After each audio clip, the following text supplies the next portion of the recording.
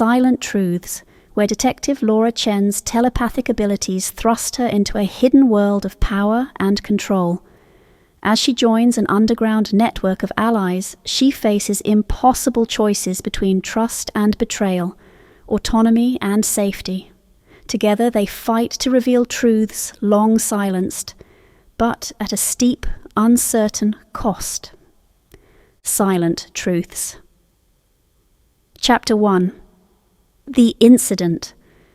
Rain traced quantum patterns across the cracked windshield, each droplet following paths that Laura's mind automatically catalogued.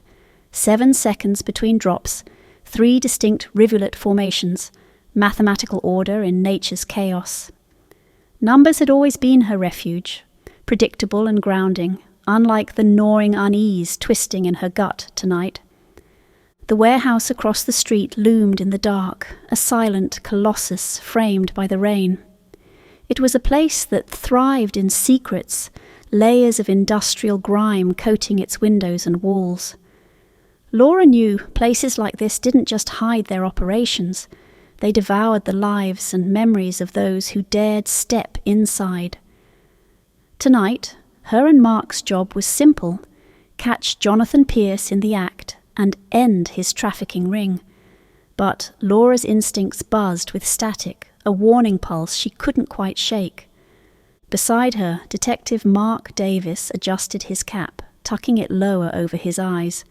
He was the steady one, the counterweight to Laura's methodical mind. Where she saw patterns, he saw people, grounding her insights in the grit of reality. The familiarity between them allowed for a companionable silence, the kind developed over years of high-stakes cases and close calls. Their banter was subdued tonight. Only the steady hiss of rain and the distant hum of street noise punctuated their watch. Mark leaned forward, eyes fixed on the warehouse. "If he was gonna show, he'd be here by now," he muttered. "He'll come. Pierce isn't the type to leave loose ends." Laura's response was calm but loaded with tension, her gaze never leaving the warehouse. Her senses felt unusually heightened, picking up on the muted sounds and vibrations around her. Even the faintest shift in the air seemed to announce itself. She'd been on edge all day, feeling the same ambient hum every time she closed her eyes. But, as with everything else tonight, she chalked it up to stress. A flicker of movement near the warehouse's side entrance snapped her focus. Laura's heartbeat quickened. "There!" she whispered, gesturing toward the dim outline of a man slipping inside the building. She recognized the tailored cut of his coat. Pierce! Without a word, they slid out of the car and crossed the rain-slick street, the pavement muted under their quick, cautious steps. As they approached, Laura's senses sharpened even further, each footfall a tactile experience against the ground. The smell of wet concrete, the drip of water from the eaves, even the faint hum of machinery from within. It all registered with startling clarity. They slipped through a side door, and the murky warehouse swallowed them whole. Inside, the space felt colder, filled with the dense silence of machinery, shut down for the night. Laura could hear a steady buzz in the air, a noise that grew louder as they crept deeper inside. Was it the wiring? The building's failing electrical system? She tried to tune it out, but something about the sound seemed wrong, layered with a low vibration that she could almost feel in her bones. Mark's eyes flicked to her as if sensing her distraction. "You good?" Laura nodded, but the dissonance in her mind lingered, a nagging pulse she couldn't quite identify. She catalogued it as another detail, another line in her mental web of patterns. "Just keep close," she whispered. They turned a corner, moving deeper into the warehouse's labyrinthine corridors. Laura's mind automatically tracked the layout, left past the assembly line right by the storage bins, another left at the old lift. Her analytical instincts measured every step, every angle, piecing together a map of their surroundings. Despite herself, she noticed every small shift in temperature, the way the musty scent of old concrete thickened in the damp air. Ahead, a small office door stood ajar, casting a sliver of yellow light into even the darkened space. Laura could make out Pierce's voice, low and controlled, mingling with others in the room. Tension gripped her muscles as she motioned to Mark, signalling for him to stay back. This was it, their moment to strike, catch him in a conversation that would expose his operation. But just as she began to move forward, a high-pitched hum filled the air, louder than before. It buzzed in her ears, making her wince, then sharpened until it almost seemed to reverberate inside her skull. Laura froze, hand to her head. Her vision blurred, and in an instant everything seemed too close, too loud. The voices, the rain, the hum, it all melded into one cacophony, thrumming through her nerves. "Laura?" Mark's voice was low, urgent, but his concern barely registered over the intensity of the sound. And then it happened. The warehouse exploded in a blinding flash of heat and pressure, as though the very air had ignited around them. Laura felt herself lifted, her body flung backward by the force. She crashed into the ground, and pain seared through her shoulder. Her senses splintered, heat, noise, the taste of dust. The world dissolved into fragments, snapshots of chaos. For a moment, time seemed to stretch, every second stretching out with excruciating clarity. Laura lay on her back, staring up at the jagged roof beams above her, the smoke swirling in slow motion. The echoes of the blast faded, replaced by a heavy silence that seemed almost unnatural. The sensation lingered, filling her head with an electric static that wasn't quite normal. She blinked, dazed, her vision coming back in patches. Mark's face appeared above her, his mouth moving as he tried to speak, but the words didn't make sense. His lips moved slower than they should, his face blurring in and out of focus. Laura could feel her own breath, fast and shallow, a panicked rhythm that didn't align with the stillness around her. "Mark?" She tried to speak, but her voice sounded distant, muffled. Mark reached out, helping her sit up, his eyes filled with worry. As her mind struggled to recalibrate, Laura became aware of something new, something impossible. She could hear thoughts, not voices in the physical sense, but faint impressions like whispers pressing in from all sides. It was as if a veil had lifted, and beneath the silence there was a layer of hidden dialogue, thoughts, snippets of emotions, memories, and one sentence cut through it all. "She's more valuable than she knows." The words coiled through her mind, an intruder among her own thoughts. Laura gasped, reaching out instinctively for something solid to cling to. Mark was there, his hand steady on her shoulder, grounding her, though he seemed oblivious to the turmoil searing through her mind. "Laura, you okay?" His voice was cautious, almost too calm, but her senses were overwhelmed with this sudden, jarring awareness. I'm not sure." She stumbled over her words, feeling the weight of that foreign thought still echoing in her mind. "Did you hear that?" She felt ridiculous even asking, but the reality of what she was experiencing had blurred the lines between logic and madness. Mark shook his head, confusion settling into his features. "Hear what?" She looked away, clutching her head as the throbbing began to ebb, the voices receding, leaving her with a bone-deep chill. "Nothing," she murmured. But even as she dismissed it, the whispered sentence lingered, threading itself into her thoughts like an unwelcome visitor. They rose unsteadily, Mark supporting her as they began to make their way toward the distant exit.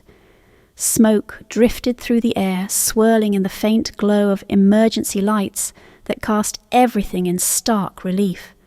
Outside, sirens wailed, their sound fractured and distorted in her ears, as if reality itself was splintering. With every step, Laura felt herself returning to the present, but something fundamental had changed.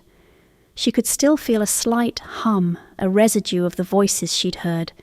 It was quiet now, no more than a faint echo.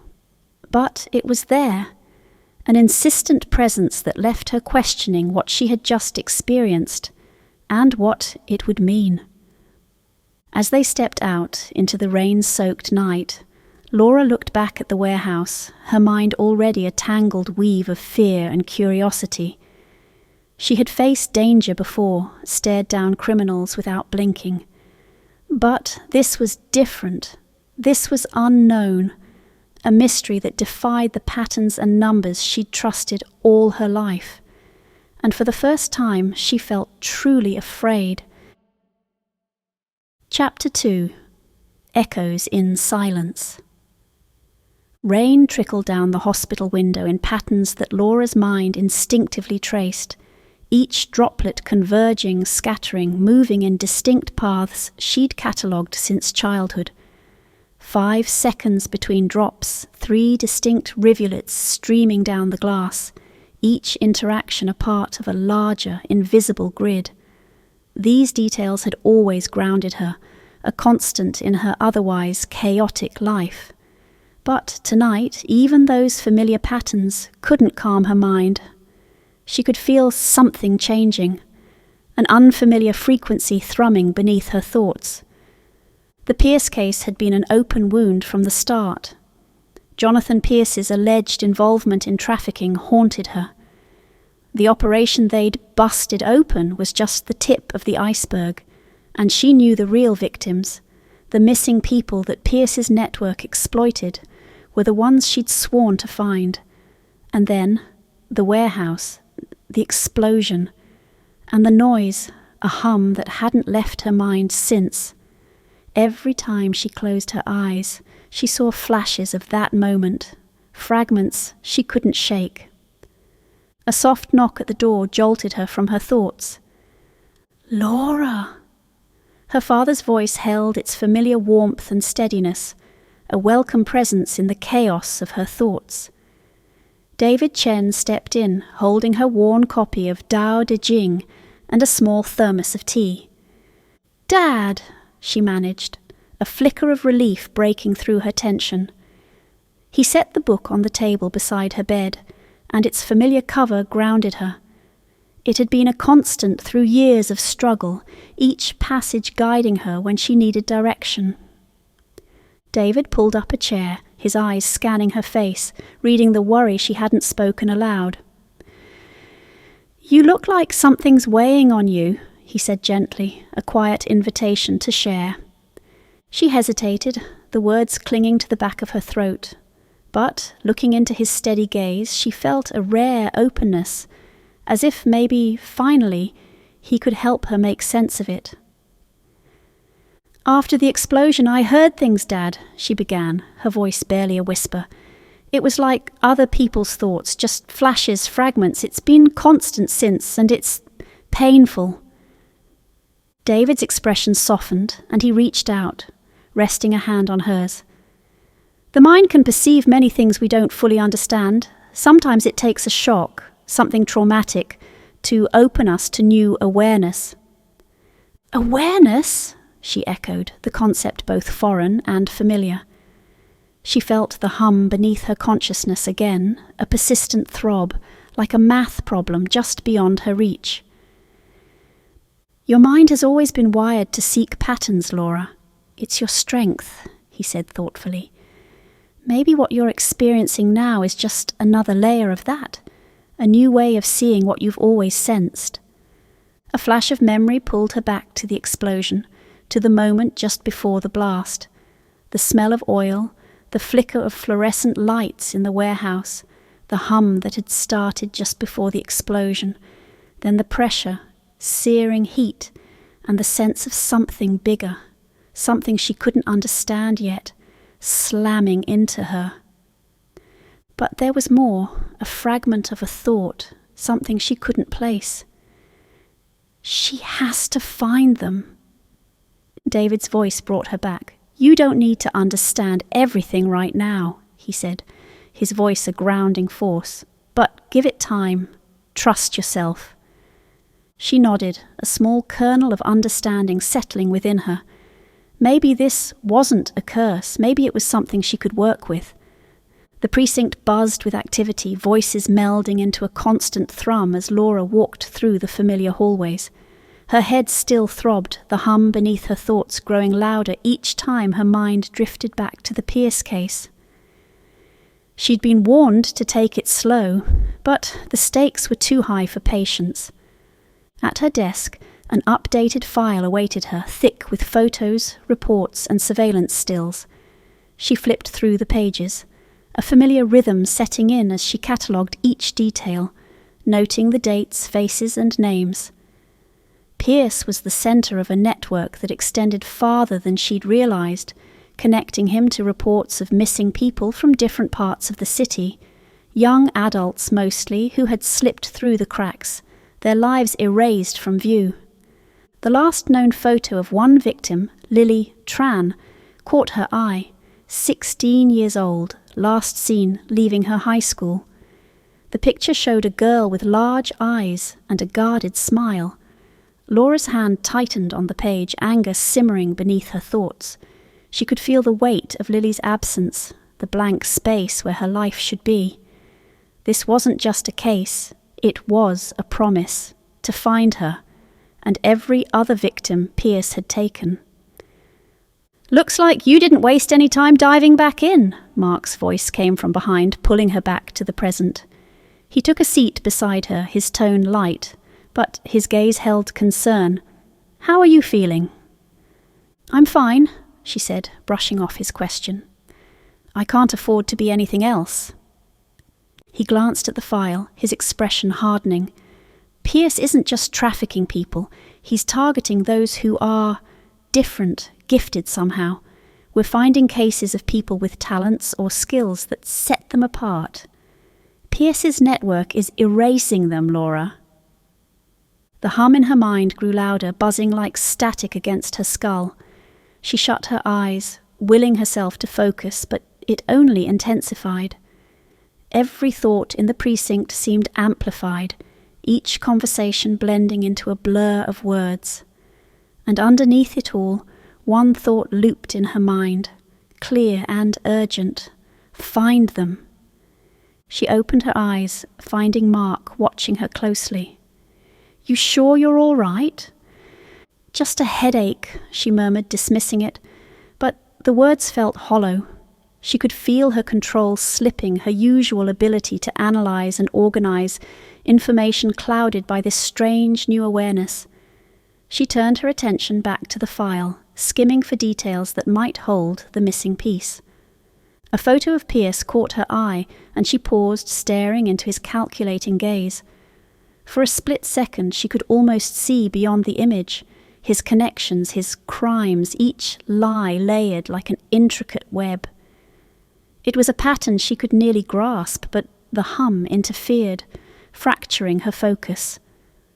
Her mind struggled to reconcile the noise with the analysis she'd relied on for years. "This doesn't make sense," she muttered, more to herself than to Mark. "There's a pattern here, but it's buried, like it's hidden under layers of information." Mark leaned in, his voice calm, steady. "Laura, patterns don't always reveal themselves right away. Sometimes it takes a fresh perspective. Just don't push yourself too hard." She wanted to argue, but his words reminded her of her father's. "Find stillness in the chaos." Taking a breath, she steadied herself, pulling her focus back to the task at hand. That night she found herself at her father's home. David had prepared tea, the calming aroma filling the small, dimly lit kitchen. As she sipped it, she told him everything, the headaches, the overwhelming sensations, the noise she couldn't block out. "It's like I'm solving a math problem where the variables keep shifting," she admitted. "I see a piece of it, then the rest slips away." David nodded, absorbing her words. What you're experiencing may be a gift, but it takes time to learn how to use it. The mind can perceive more than we realize, but only when we allow ourselves to listen fully. Try to let the noise settle. She stared into her cup, his words sinking in. There was something in the stillness, something she needed to find, but how could she listen when the noise was so overwhelming? Her father took a small slip of paper from his pocket, placing it in her hand. "This is the character for Jing," he said, his voice calm, steady. "It means stillness, balance. Keep it with you.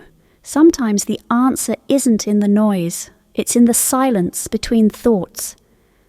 Laura traced the character with her thumb, feeling its shape, its edges. She shut her eyes, breathing in the quiet of the room, and felt the hum recede, replaced by a stillness she hadn't known in days. For a moment she could see the patterns she'd been missing, the gaps in Pierce's network, the lives that had been hidden within it. She could feel her mind settling into the calm, clarity emerging from the fog. When she opened her eyes, her father's expression held a quiet pride. "You're stronger than you know, Laura. You'll find them." A renewed determination filled her, the hum now a distant echo, manageable and contained. She met her father's gaze, feeling the weight of his words, and nodded. She would find them, Pierce, Lily, every lost soul that her case had connected her to. She had the strength and the focus to see this through. Chapter 3. Fragments of the Past. The echo of her father's words lingered long after Laura left his house. Stillness, balance, the concept resonated yet remained elusive, like a half-remembered song she couldn't quite place. That night, as she lay in bed, exhaustion crept over her in waves, but her mind wouldn't settle. Every time her eyes closed, the hum returned, layered with half-heard whispers, fragments that felt less like words and more like sensations. Soon her memories and dreams blended, taking her somewhere she hadn't ventured in years. She was 8 again, standing in her parents' cramped, incense-scented living room, watching her mother, May, as she adjusted the candles on the family altar. The flame wavered with each subtle motion of her mother's hand, casting a soft, flickering glow. May's movements were fluid, deliberate, as if each adjustment had its own purpose, part of a pattern that Laura couldn't quite understand. "Can I help, Mama?" Laura had asked, voice small and hesitant. May's hands paused, and for a brief moment Laura saw a flicker of something, reluctance, uncertainty. But then her mother smiled, her face softening. "Yes, but you must be gentle. These candles represent the spirits of our ancestors. They protect us, guide us. We show them respect." She placed Laura's small hand on one of the candles, her touch firm yet cautious. As she stood there, a strange feeling stirred in Laura, a sensation just beneath her skin, like warmth radiating from within.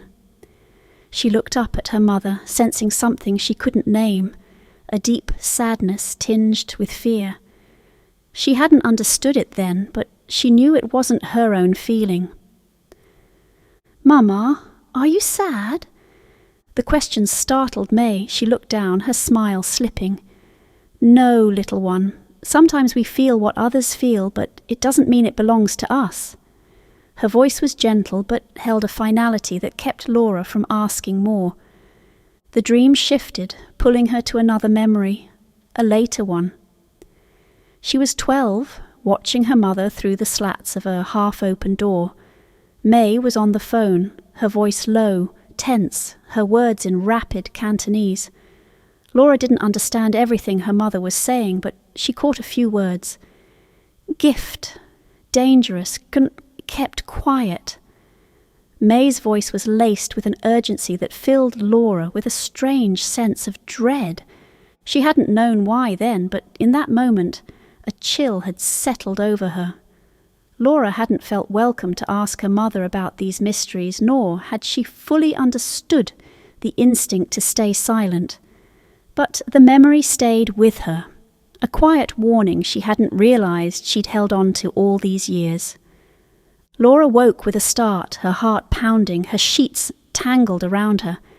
She glanced at the clock, 3:47 a.m., and let out a slow breath, trying to calm her racing pulse. Even awake, the sensations clung to her, ghostly impressions of fear and secrecy lingering in her mind.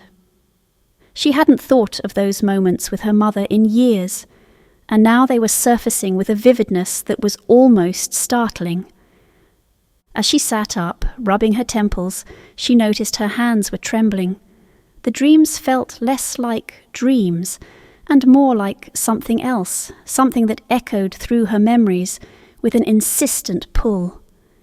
History repeats in whispers. The phrase hovered in her mind, unbidden, like an answer to a question she hadn't asked. The next day, Laura couldn't shake the weight of the dreams. They clung to her thoughts, sharpening her senses, making her hyper-aware of every detail. As she walked through the precinct, she felt an odd familiarity to her surroundings, the noise and movement around her rippling like the ghosts of her memories. Mark noticed it first. He watched her carefully, his gaze following her as she scanned the precinct with a keen, calculating eye. "You're unusually quiet today," he observed, leaning back against her desk. She shrugged, her mind still half-focused on the strange recollections of the night before. "Just memories, things I haven't thought about in a while." He raised an eyebrow. "The Pierce case bringing up old ghosts?" "Something like that." She shook her head, willing herself to focus. But as she spoke, another memory pulled at her mind. A flash of her mother's hands adjusting the candles, the solemnity in her eyes, the weight of unspoken words hanging between them. Mark's voice brought her back. "You know, sometimes the past holds answers for the present. Might be worth looking into." His tone was casual, but his gaze was penetrating, as if he'd sensed something she hadn't yet voiced. Laura managed a faint smile. "Maybe you're right." That night she found herself drawn to an old box in her apartment, one she hadn't opened in years. It held keepsakes from her childhood, tucked away in the back of her closet. Digging through faded school photos, old letters and childhood trinkets, her fingers brushed something familiar, an old incense holder her mother had given her when she was young. Its edges were smooth, worn from years of handling, and as she held it, the faint scent of sandalwood rose, tugging her back to her mother's presence. She sat down, tracing her fingers over the delicate patterns carved into the wood. Memories flooded back, images of her mother's careful hands, her quiet voice, her inscrutable expressions. As Laura focused on the memory, a strange sensation crept over her, a faint hum like the one she'd felt at the warehouse, but softer, subtler. It seemed to vibrate just beneath her skin, warming her fingers, a familiar but elusive feeling she couldn't quite place. Images began to coalesce in her mind, memories layered with a sharper clarity.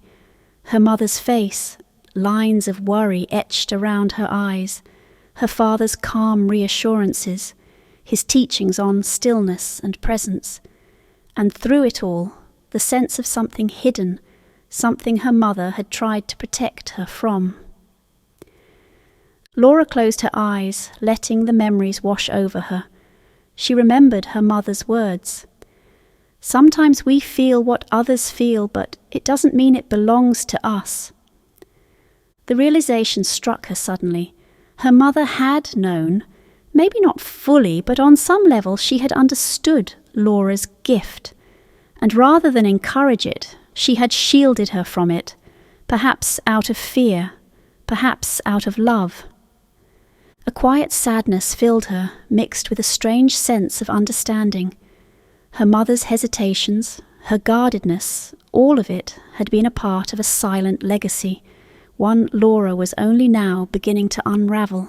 She opened her eyes, feeling the warmth of the incense holder in her palm, grounding her in the present. Her mother's secrets had always been there, woven into her teachings, her gestures, her silences. Laura had simply been too young to understand. But now she was beginning to see the pattern, the subtle threads of her heritage that had shaped her life, waiting for her to finally recognize them. Chapter 4. Back to Work. The numbers never lie, Laura reminded herself, gripping the edges of the manila folder with white-knuckled focus. Back at her desk in the precinct, she forced herself into the rhythm of routine. The hum that had once been her headache was now a sensation she could tune into, a steady current just beneath her thoughts. Her mind had begun to recognize patterns not only in the evidence before her, but in the strange layers of perception that were becoming her new normal. On her desk lay the Pierce case file, recently reclassified as a homicide. Jonathan Pierce had been found dead only days after the warehouse explosion, his body discovered in his penthouse with no signs of forced entry. For Laura, the case was as urgent as ever. Pierce's network was vast, his business dealings tangled in a maze of companies and shell corporations that made it difficult to pinpoint where his dirty work ended and his legitimate work began. She leaned back, scanning the lines of financial data pulled from Pierce's accounts. Each number seemed to pulse with an energy she could almost feel, calling her attention to connections that the raw data alone couldn't reveal. Mark sidled up to her desk, his usual coffee in hand. "Welcome back to the chaos," he said, eyeing the stacks of paperwork with a wry grin. "Feels like we were just getting started." Laura managed a faint smile, her mind still locked on the figures before her. "If only it were that simple," she murmured, her gaze drifting over the columns of numbers. A hidden structure was there. She could feel it. She just needed to look closer. "Still on Pierce's case?" Mark asked, glancing at the file. "Thought it'd go cold after his death." "Doesn't mean the operation died with him," she replied, her voice low but resolute. "If anything, it means someone else will try to take over, and whoever they are, they'll be buried somewhere in these transactions." Mark leaned in, a mix of concern and admiration in his expression. "You and those numbers. You see things nobody else does. You know that?" She shrugged, brushing off his words. It wasn't just numbers, it was the patterns, the relationships, the ebb and flow of transactions that told the real story. Her mind danced over the rows of figures, tracking subtle shifts in amounts, dates, recipients. She flipped to a new page, her pen scratching as she jotted down notes, each observation guided by the sharp precision her mind offered. Hours passed in focused silence, interrupted only by the occasional hum of activity around the precinct. Laura continued to pore over the records, her mind sharpening with each line, feeling the pull of familiar structures. A string of dates stood out, transactions made on the same day each month, and each time the amounts fluctuated by only a few cents. Consistent timing, minor variances, she noted, her mind immediately assigning the pattern a mathematical formula. It was almost like clockwork, a regularity that didn't fit the profile of routine business expenses. These were coded payments, probably disguised as legitimate transfers, but hiding something darker beneath. She flipped through police reports, making notes in the margins. Each page became a layer of data, money trails, transaction logs, surveillance reports, all aligning in her mind as if they were components of an elaborate puzzle. Her pen moved faster, filling the gaps in between the data points, equations merging into relationships, columns blending into networks. It was like seeing into the mind of the operation itself, its movements precise and calculated. Another pattern emerged, her gaze flicking between Pierce's expense reports and a second series of documents recovered from his private accounts. There were subtle correlations in the dates, her mind registering a relationship between transactions and certain key events in his network. As if his finances pulsed with his activities, a hidden blueprint encoded in time. "Laura, you've got a real knack for this," Mark said, breaking her trance as he placed a coffee on her desk. She looked up, her thoughts still racing. "It's not about the numbers, really. It's the flow of it. Like a melody, only instead of notes. It's transactions, each one with its own frequency. It's almost beautiful in a strange way." Mark raised an eyebrow, chuckling. "Only you could make Pierce's dirty money sound like a symphony." But there was pride in his voice, a respect for her ability to find order in the chaos. Laura gave a small smile before her gaze drifted back to the papers, her mind drawn to an unexpected outlier, a single large withdrawal from Pierce's account just 2 days before his death. The amount was staggering, but what intrigued her most was the destination, a bank in Macau. It was a name that kept popping up in her searches, tied loosely to another company with links to known traffickers. "That's our lead," she murmured, noting the bank name and account number with growing resolve. The sequence fell into place in her mind, and a chill passed over her as the implications sank in. The humming beneath her thoughts grew louder, and her vision seemed to sharpen, pulling her deeper into the intricate web of Pierce's finances. She felt each number as if it carried weight, connecting her to people, places, decisions. She could almost sense the victims embedded in the numbers, their lives reduced to decimal points and account transfers. "The numbers are a map," she said, more to herself than to Mark. "They show where Pierce's reach extends, each step leading to another piece of his operation." She leaned back, her thoughts racing.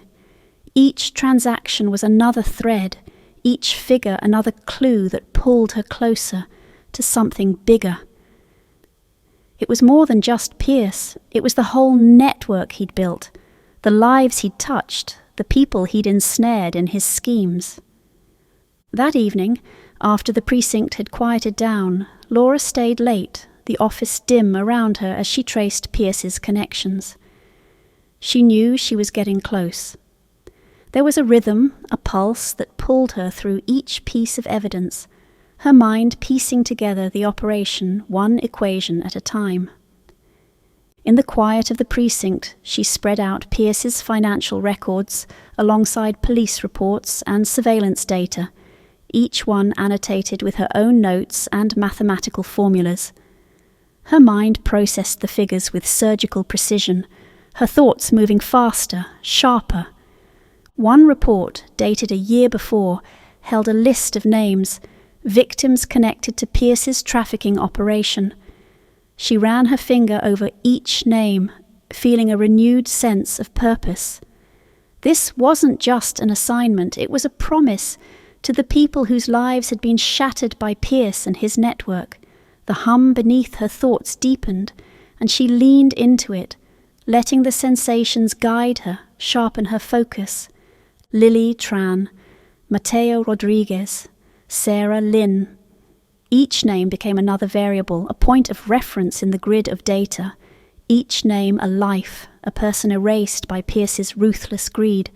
Her heart ached as she saw the faces that belonged to those names, young, hopeful, now lost. As she leaned forward, a jolt shot through her mind like a rush of adrenaline. Her pen scratched across the page as the pieces finally aligned. A series of equations formed, patterns that tied each name to the financial movements in Pierce's accounts. It was as if her ability to feel others' emotions, her knack for numbers, and her investigative instincts had all converged in that moment. And there it was. Pierce's network laid out in front of her like a blueprint. Each transaction, each transfer, another mark on the map. It was a spiderweb that reached across borders tied to names, dates, and account numbers. It was all there, hidden in the data she'd been tracing. She leaned back, breathing heavily, the enormity of what she'd found settling over her. The numbers had shown her Pierce's operation in ways no one else had seen. It was undeniable now. The trafficking network he'd built didn't die with him. It lived on, masked in the numbers, each transaction a lifeline to the web of operations he'd created. "The numbers never lie," she whispered, feeling a chill settle over her. She reached for her phone, dialing Mark's number with a new urgency. He picked up on the second ring. "Mark, I've found something. Pierce's network. It's still active. And I think I know how to trace it." Her voice was steady, filled with a determination that burned in her chest. Mark's reply was immediate. "I'll be there in 10. You know we're not stopping until this is shut down." She hung up, her gaze fixed on the web of information before her, each point another piece of the truth. She knew the path forward would be dangerous, filled with more secrets and threats, but her mind was clear, sharper than it had ever been.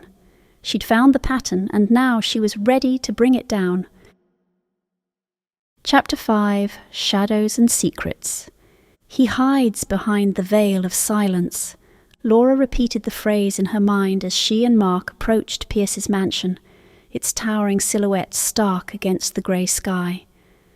She felt the echo of something more than words, an instinct, a reminder that whatever they found here would only be the beginning. Pierce's death had left more questions than answers, and now his home might offer a glimpse into the secrets he'd taken with him. "Quite the place for a philanthropist, huh?" Mark muttered as they walked up the driveway, his tone tinged with sarcasm. Laura nodded, her gaze sweeping over the sprawling estate. Pierce's home was cold, calculated like the man himself. Every inch of the mansion seemed designed to intimidate. Sharp lines, minimal decor, towering windows that offered a view of the surrounding city but shielded everything within. She could almost feel Pierce's presence lingering, the residue of his schemes woven into the walls. As they approached the front door, Laura felt the familiar hum beneath her thoughts. She'd grown accustomed to it, allowing it to guide her without overwhelming her senses. But here it pulsed stronger. There was something off about this place, as if the secrets embedded within it were actively resisting discovery. The door swung open to reveal a man with dark hair, dressed in an impeccably tailored suit. He was tall, composed, his gaze sharp as he assessed them with a professional detachment. Laura instantly recognized him from surveillance photos. Ethan Black, Pierce's private investigator and, reportedly, his most trusted ally. "Detectives," Ethan greeted, his voice smooth, almost rehearsed. "I assume you're here about Mr. Pierce's case." Laura's mind instinctively reached out, probing, searching for the faint traces of thought she'd learned to detect. But there was nothing. Just silence, a void where his thoughts should have been. It was as if her new ability simply couldn't penetrate his mind. "Yes," she replied, watching him closely. "We're following up on some loose ends in his investigation. We'd appreciate your cooperation." Ethan's expression remained unreadable, though a glimmer of something amusement flickered in his eyes. "Of course, Mr. Pierce's affairs were extensive. I'd be happy to answer any questions you have." He stepped aside, allowing them into the mansion. The interior was as severe as the outside. Marble floors, glass walls, the faint scent of polished wood and cold air. Laura felt a shiver crawl up her spine, the hum in her mind growing louder as they stepped deeper inside. Every corner seemed to hold a shadow, every room a secret waiting to be uncovered. Ethan led them down a hallway lined with abstract artwork, stopping at a large office at the end. He gestured for them to enter, taking a position just inside the door, as if he were both host and guard. Laura glanced at Mark, who nodded slightly. They both understood the dynamic here. Ethan was here to control the information flow, to reveal only what served his interests. "Mr. Black, you were close to Pierce, correct?" Laura began, her tone casual but probing. "Handled his private matters, managed his security?" Ethan's gaze didn't waver. "I was his investigator, yes. He trusted me with sensitive information." "Were you aware of his involvement in the trafficking network?" Mark asked, his tone pointed. Ethan's expression remained perfectly neutral. "I handled security. Mr. Pierce's personal dealings were his own. My role was limited to ensuring his protection." Laura felt a spike of frustration. Ethan's words were precise, crafted to avoid any incriminating detail, but beneath the surface there was something he wasn't saying, something he was deliberately concealing. She focused, trying to catch the edges of his thoughts, but once again there was only silence. She decided to try a different angle. "Mr. Black, were you aware of any unusual individuals Mr. Pierce may have had an interest in?"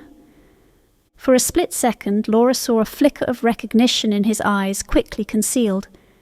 Ethan's expression remained composed, but she sensed a subtle shift in his posture, a barely perceptible tension in his frame. "Define unusual," he replied smoothly. "People with unique abilities," Laura continued, watching him closely. "Individuals whose skills may have set them apart." Ethan's gaze remained steady, but there was something different now, an edge of caution in his expression. "Mr. Pierce had a variety of interests. I wouldn't say any of them were unusual." But Laura could sense it, the subtle way he avoided her gaze, the slight pause before he spoke. He knew something. Ethan Black was hiding a truth that extended beyond Pierce's trafficking network, something more dangerous, more personal. "Mr. Black," she said, her voice taking on a firmer tone, "we're here to gather information not just about Pierce, but about those he may have targeted, people who might have been vulnerable to exploitation." Ethan's mouth twitched, a near smile that didn't reach his eyes. "As I said, Detective, my role was in security, not his private affairs." She fought the urge to press harder, sensing that direct confrontation wouldn't yield any more than he was willing to share. Instead, she turned her attention to the office itself. It was a stark room furnished with a large desk, minimal decor, and a sleek computer monitor, but something about it felt staged, almost too neat, as if anything truly revealing had been swept away. Her gaze landed on a set of locked filing cabinets in the corner. "Do you mind if we look through these files, Mr. Black?" Ethan's expression didn't waver, but there was a hint of reluctance in his voice. "Most of the files are client-related, but if it helps your investigation, feel free." He handed her a key from his pocket, his fingers brushing hers for the briefest moment. Laura suppressed a shiver, her mind brushing against that same blankness that surrounded his thoughts, a silence that felt intentional, controlled. She unlocked the drawer, pulling out a stack of folders. Each one was labelled with a date and a series of numbers, coded in a way she recognized from Pierce's financial records. Her fingers traced over the labels, her mind instinctively breaking down the codes, searching for patterns. The numbers revealed a timeline of Pierce's activities, each one tied to a financial transaction or client interaction. As she flipped through the files, a single name caught her eye: Sarah Lynn. The name was listed alongside a series of notes, sparse but specific, mentioning her age and a single phrase: potential capabilities. Laura felt her pulse quicken. She glanced at Mark, who had caught her reaction, and then at Ethan, who watched them with a detached expression. Sarah Lynn, was she a client? Ethan's gaze remained steady. Not exactly. She was someone Pierce had an interest in. He believed she possessed certain skills that could be valuable. Laura's stomach twisted. She could feel the hum of her own thoughts overlapping with the echoes of Pierce's intentions, the way he'd seen people like Sarah as assets to be exploited, not lives to be respected. Sarah hadn't been an isolated case. She'd been part of a larger scheme, one that ran deeper than they'd imagined. Was Pierce building a network of people with these abilities?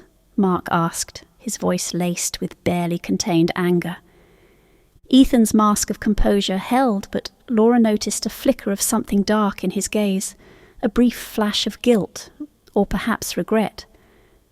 Mr. Pierce had ambitions, Detective. He believed in cultivating talent, let's say.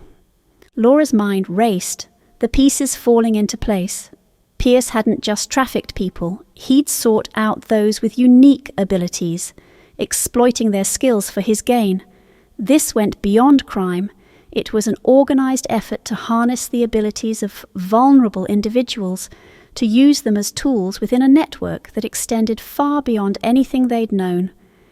Ethan met her gaze, his expression unreadable. People like Sarah aren't ordinary, Detective. They possess qualities that make them valuable to certain individuals. Pierce understood that, but his ambition may have outgrown his reach. Laura felt a chill settle over her. Ethan's words were carefully chosen, each one crafted to hint at something bigger, something that went beyond Pierce himself. She couldn't read his thoughts, but she sensed a vast network lurking just beyond her reach, a network Pierce had been a part of but hadn't controlled. "Thank you for your cooperation, Mr. Black," Laura said finally, her voice steady but laced with suspicion. Ethan nodded, his gaze lingering on her for a moment longer. "I'll be here if you need anything else, but be careful, Detective. Sometimes it's better not to dig too deep." As they walked out of the mansion, Laura couldn't shake the feeling that Ethan's warning wasn't just a courtesy, it was a threat. He'd revealed enough to let them glimpse the depth of Pierce's network, but not enough to expose himself. And she'd been right. There was something about him she couldn't touch, something shielded behind a wall of silence. She glanced at Mark, who was already scowling. "That guy's hiding something, and it's big." "I know," Laura replied, her voice tense. "But it's not just him. Whatever Pierce was doing, it's bigger than we thought. And it's still out there." As they got into the car, Laura's mind replayed Ethan's words, his veiled warning echoing in her thoughts. Sometimes it's better not to dig too deep. But Laura knew she didn't have a choice. She was already too far in to turn back now. Chapter 6, Dr. Patel's Notes. She is closer to the truth than she knows. The phrase lingered in Dr. Maya Patel's mind as she reviewed her notes, carefully folding the pages into a locked drawer at her desk. Laura Chen was different. She'd sensed it the moment the detective had stepped into her office. But Maya knew that revealing too much, too soon, could be dangerous. There were boundaries she couldn't cross, at least not yet. Laura sat in the waiting room of Dr. Patel's office, her fingers drumming against her knee. Since the explosion, the fragments of voices and visions had grown more frequent, more intense. She was here for answers, but the idea of discussing the strange abilities she'd started experiencing made her uneasy. Still, there was something about Dr. Patel's reputation, a respected psychologist who specialized in trauma, that had drawn her here. "Detective Chen?" Dr. Patel's voice was warm, yet professional, a tone that balanced authority with compassion. Laura rose, following her into a sleek, softly lit office with neutral tones and abstract art on the walls. Dr. Patel gestured for her to sit, then took her place across from her, notebook in hand. Her gaze was sharp but gentle, her movements measured, each one purposeful. "So what brings you here today, Detective?" she asked, settling into her chair with a calm attentiveness that invited honesty. Laura hesitated, her mind already beginning to calculate the best approach, the safest version of the truth. But the hum beneath her thoughts pulsed stronger, pushing her toward vulnerability. She took a breath. "It's difficult to explain." "Take your time," Dr. Patel encouraged, her voice steady, a small smile softening her features. Laura glanced around the room, gathering her words. "Since the explosion, I've felt things, heard things. It's like I can sense other people's thoughts, emotions, but it's more than just empathy." She looked down, almost embarrassed. "Sometimes it's like I'm picking up pieces of something hidden, voices that don't belong to me." Dr. Patel nodded, her expression thoughtful as she scribbled a few notes, her hand moving slowly across the paper. "These experiences you're describing, do they happen at certain times, or are they constant?" "They're not constant, but they come on suddenly," Laura admitted, her voice barely a whisper. "It's like a wave, a hum that fills my mind, and sometimes it feels like there's a message buried in it. I don't know if I'm imagining it or if it's real." Dr. Patel's eyes softened, her face a mask of understanding. "These sensations, the feeling of a message, could be your mind's way of processing trauma. Our brains can interpret high-stress events in surprising ways, even creating connections that feel otherworldly." She leaned forward, her voice quieter, more intimate. "Have you noticed any patterns in these experiences?" Laura considered this, her mind sifting through the instances, the fragments, the connections that had surfaced in her investigations, the pull that had led her to Sarah Lynn's name and Pierce's hidden network. "Yes, it seems to happen when I'm close to something important in my work, almost like an instinct, but it's sharper than that." Dr. Patel noted this carefully, her expression intent. "It sounds like you have a heightened sensitivity to your environment, possibly enhanced by recent events. Some people experience heightened intuition after trauma. Sometimes the mind adapts in extraordinary ways to protect itself." Laura listened, a mixture of relief and doubt settling over her. Dr. Patel's explanation made sense on the surface, but it didn't capture the depth, the overwhelming sense of certainty she'd felt during those moments. "Do you believe there's a logical explanation for everything?" Laura asked, her voice tentative. Dr. Patel's smile was enigmatic.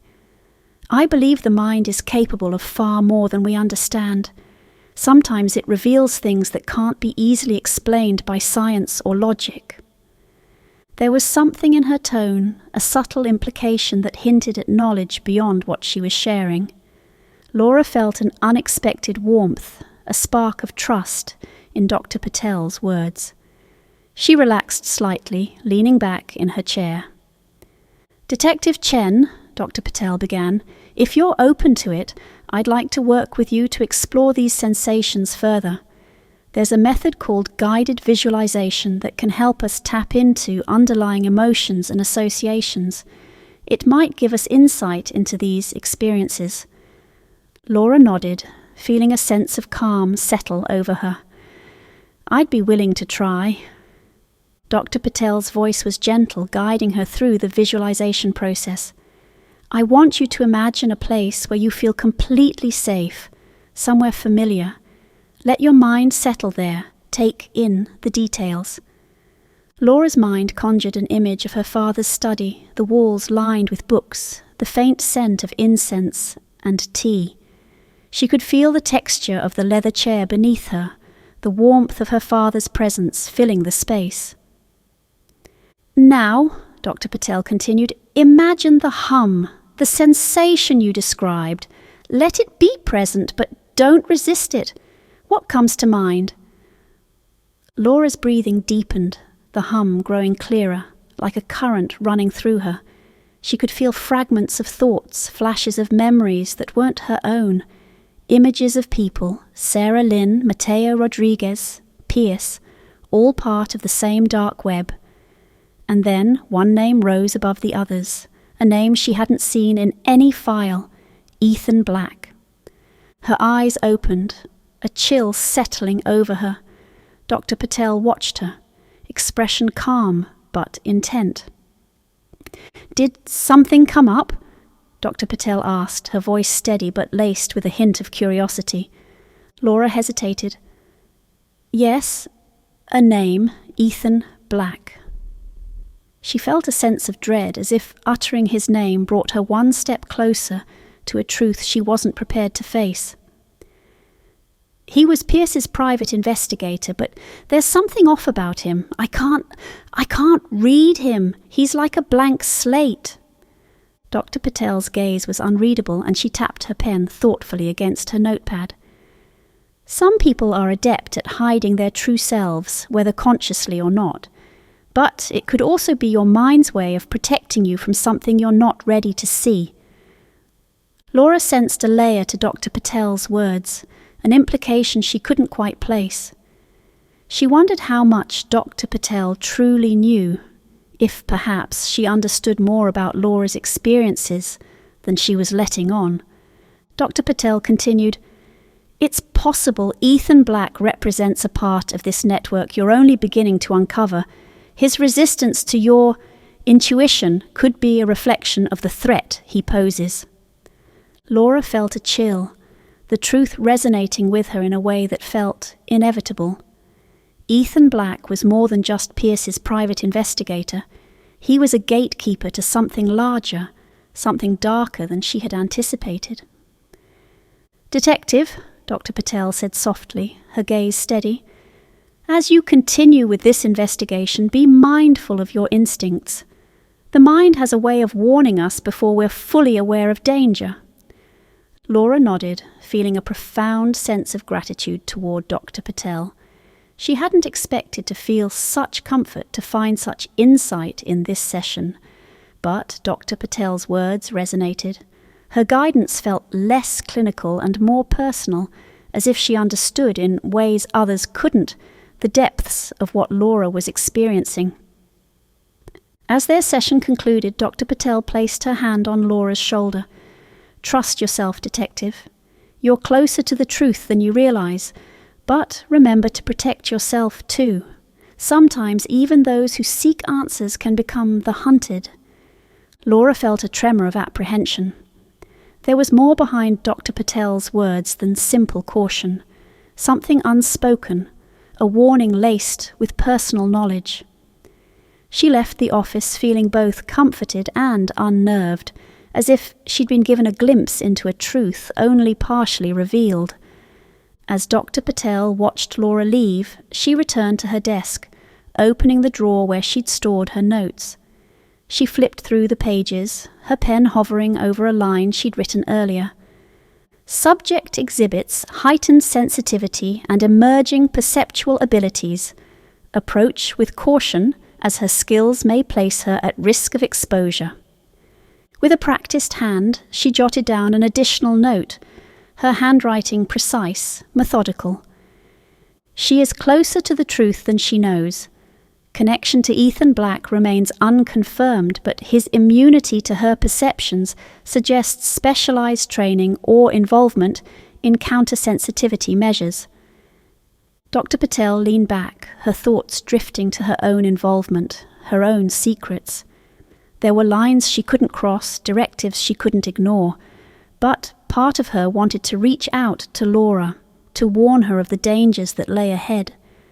Sometimes, she thought, the mind's defenses are its best weapon, but only if it recognizes the enemy. Dr. Patel closed her notebook, locking it securely in the drawer, and exhaled slowly. She was balancing a precarious line, one that could cost her everything if she misstepped. But for Laura's sake, she'd keep her secrets. For now. Chapter 7. Threads of Consciousness. In unity, patterns emerge. The thought repeated in Laura's mind, threading through her as if it were an answer just beyond reach. The words hung there, lingering, urging her towards something she sensed but hadn't fully understood. She reached for her father's worn collection of philosophical texts, each page a promise of understanding, a step toward making sense of the impossible fragments she'd been experiencing. Sitting cross-legged on her living room floor, Laura flipped open a weathered book of Chinese philosophy that her father had given her years ago. The scent of aged paper mixed with faint traces of incense, grounding her as she began to read.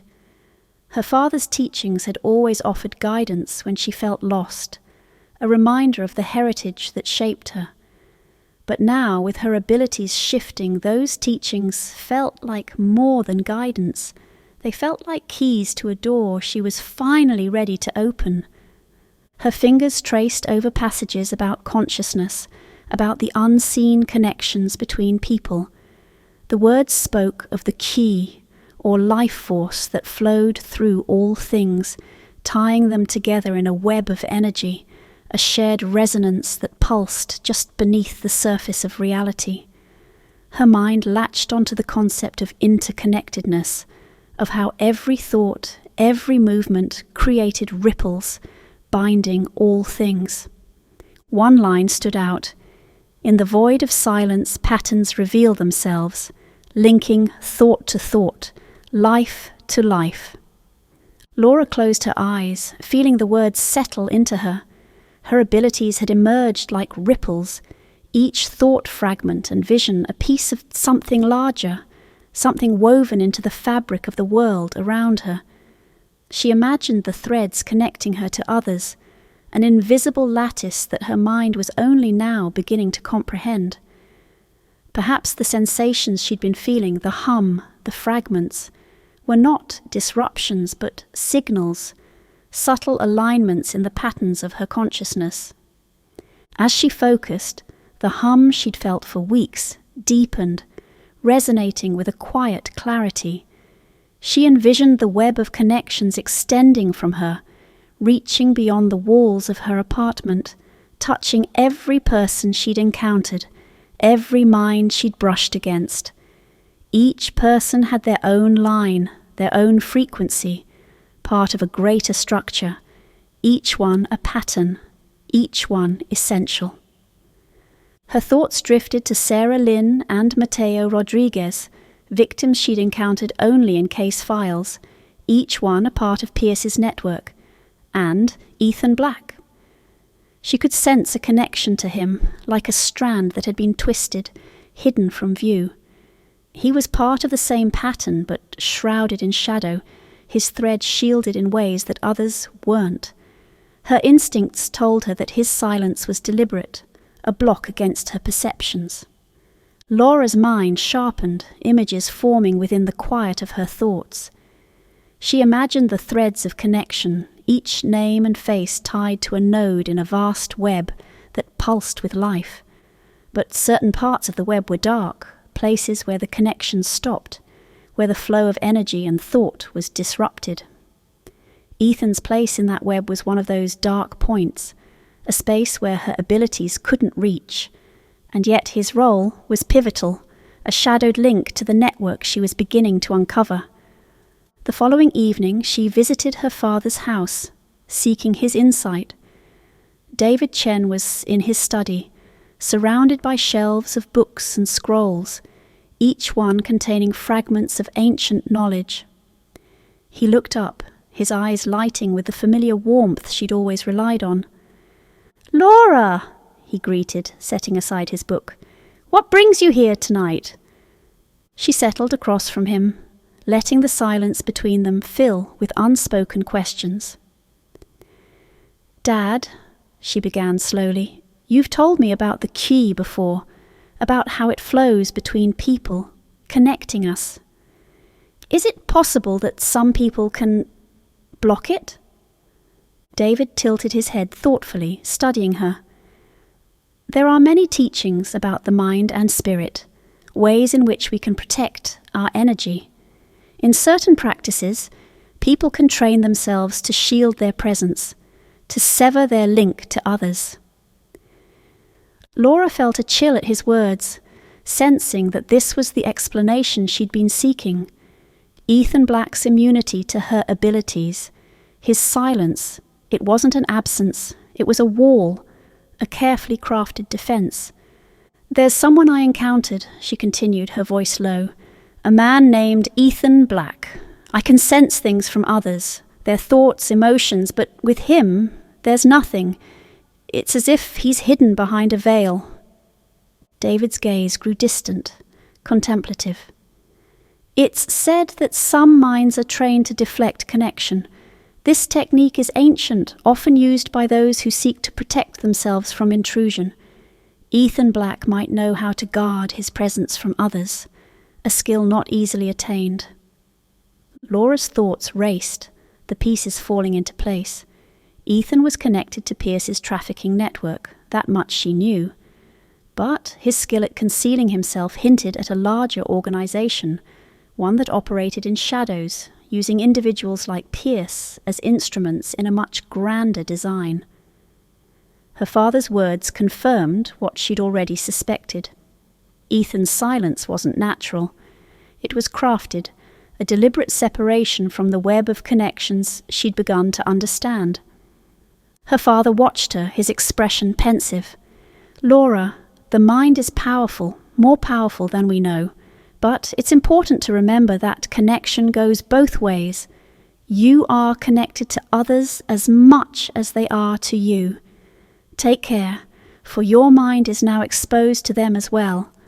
Laura absorbed his warning, a weight settling over her. She'd opened a door within herself, one that granted her insight into others. But that door was a two-way path. She couldn't hide behind the connection she'd forged, and there would be those who would sense her as well, those who might see her ability as a threat.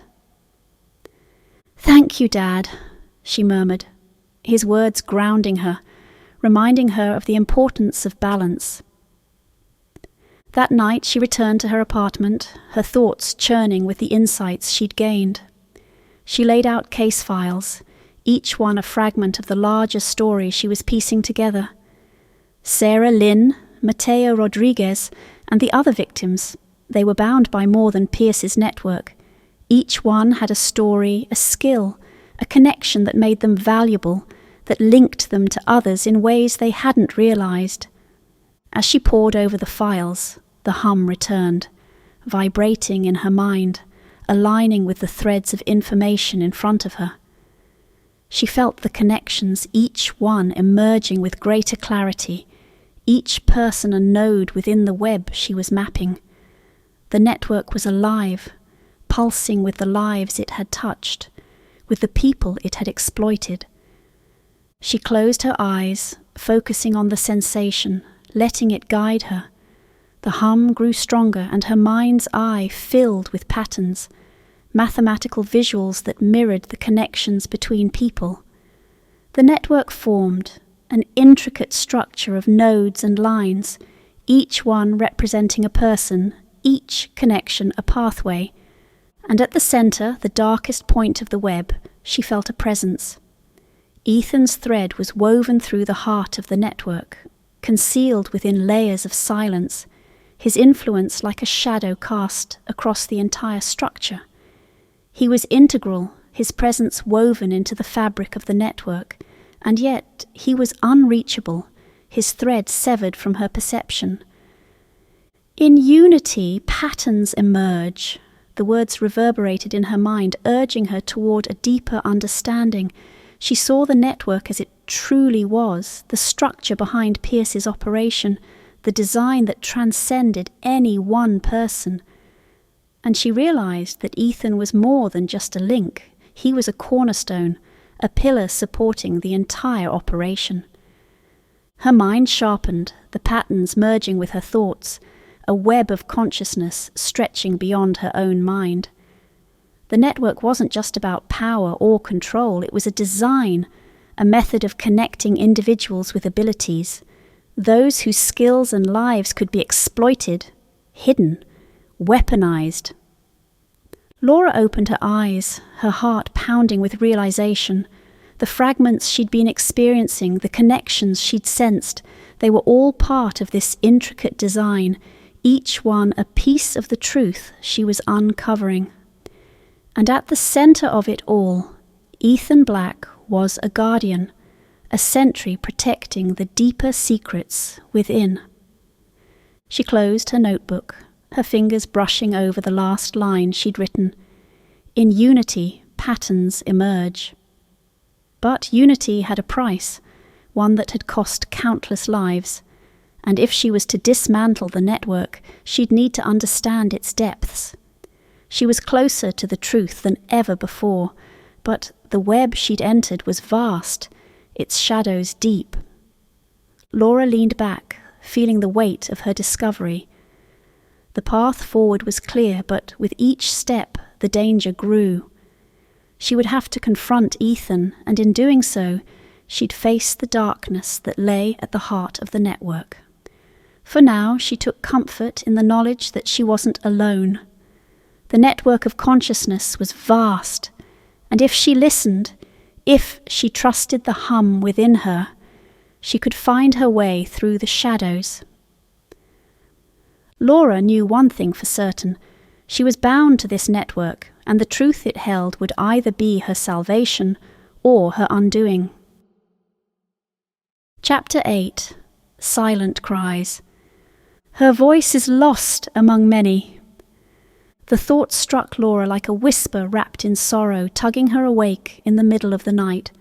She sat up, disoriented, her pulse quickening as fragments of another mind seeped into hers. Fear, confusion, desperation. The sensations weren't hers, but they clung to her like a shadow she couldn't shake. She closed her eyes, focusing, trying to understand. Lily.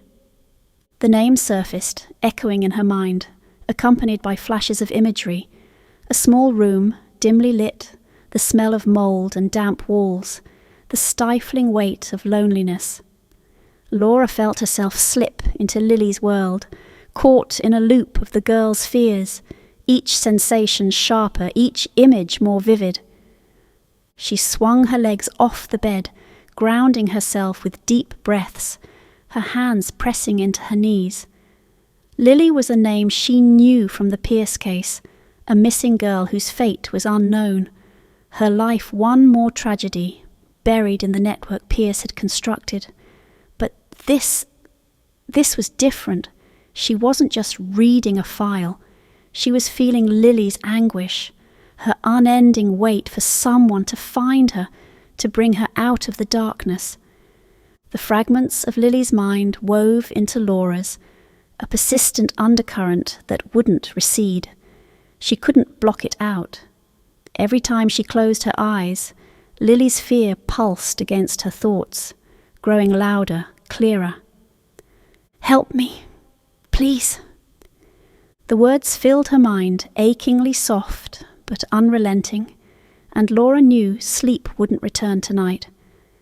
She moved to her living room, pacing in the dark, trying to absorb the weight of what she was experiencing. She felt Lily's panic settle over her, a feeling of helplessness so intense it choked her. Her voice is lost among many, she thought, repeating the phrase that had awakened her. Lily was only one of the network's victims, one among countless voices swallowed by the machine Pierce had built, and every one of them was a life crushed under the weight of exploitation. The reality of it struck her with new intensity.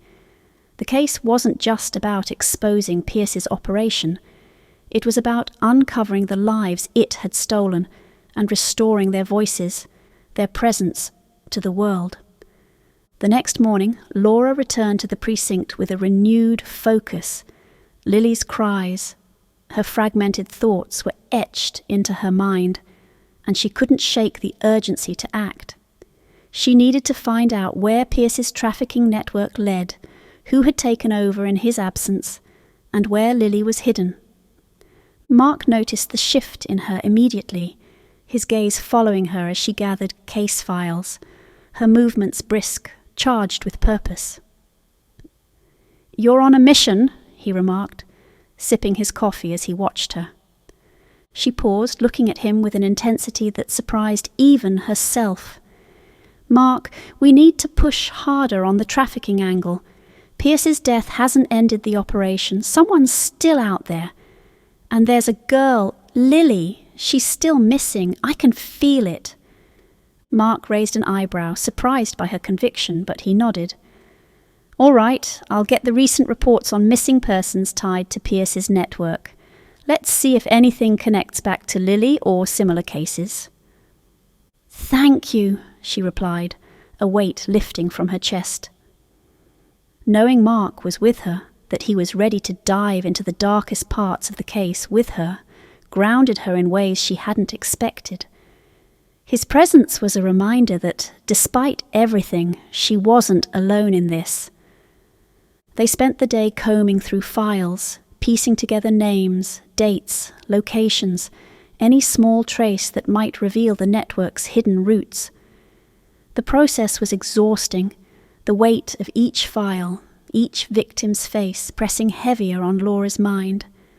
But Lily's voice drove her forward, her quiet cries echoing in Laura's thoughts, unrelenting, constant. By late afternoon, they'd established a loose timeline of disappearances linked to Pierce. Each case was another thread in the network, another life lost in the web of exploitation. But even with the pattern emerging, the leads were tenuous, each one more obscure than the last. "Whoever took over after Pierce was killed knows what they're doing," Mark said, his tone grim as he reviewed the files. "They're covering their tracks better than he did. We're not finding much that ties to active operations." Laura gritted her teeth, frustration gnawing at her. She knew they were close, but the network had adjusted, tightening its defences, making it harder to reach the heart of the operation. And still, Lily's voice persisted, soft but unyielding, like a pulse in her mind. "Help me, please." The words echoed again, so vivid it felt as though Lily was standing right beside her. Laura clutched the edge of her desk, trying to steady herself, but the weight of Lily's presence filled her, an urgent plea she couldn't ignore. Mark looked up, noticing the strain in her face. "You okay?" She nodded, but her voice was strained. "Yeah, just... It's a lot to take in. These kids, they're just gone and no one's been able to reach them. It feels like they're disappearing into thin air." He gave her a sympathetic look, his hand resting on her shoulder. "We'll find them, Laura. We'll do whatever it takes." That night, the visions returned, more intense than before. Laura lay in bed, her mind slipping into a half-dream, half-waking state, where images of Lily's life drifted through her thoughts. She saw flashes of Lily's room, a cramped space with a small window, the faint smell of mildew filling the air. She felt the girl's fear, her constant anxiety, the feeling of being trapped, abandoned, her cries going unanswered. Laura's own emotions mixed with Lily's, the line between them blurring. She felt the girl's despair, the quiet resignation that grew stronger with each passing day. Her voice broke through, fragile but clear. "Help me, please." The plea jarred Laura awake, her heart pounding. She could still feel Lily's presence, as real as her own thoughts, and she knew that her experience wasn't just a projection, it was a connection. Lily's cries weren't just echoes. They were real, alive, waiting for someone to respond. She sat up, breathing heavily, her thoughts racing. She had to find Lily. She had to use her abilities to trace the fragments of the girl's mind, to locate the source of her cries. Without thinking, she reached for her phone and dialed her father. "Laura?" His voice was thick with sleep, but he sounded instantly alert, sensing the urgency in her silence. "Dad," she whispered, her voice trembling, "I think I'm connecting with someone, a girl, Lily. I feel her fear, her thoughts, like she's reaching out to me. I can't shake it. It's like she's here with me." David's voice softened, the warmth in his tone steadying her. "Sometimes the mind's need to protect can extend beyond itself, Laura. You've opened yourself to others, and now they're reaching out in return. But remember, you have to stay grounded in yourself. Don't lose your center." She closed her eyes, absorbing his words, letting his calm presence anchor her. "How can I help her, Dad? She's out there somewhere lost. I can feel her, but I don't know how to reach her." "There is power in intention," he replied gently. "Focus on her and let her guide you. Trust the connection, but don't let it consume you. You need balance, or her pain will become yours." Laura nodded, a quiet determination settling over her.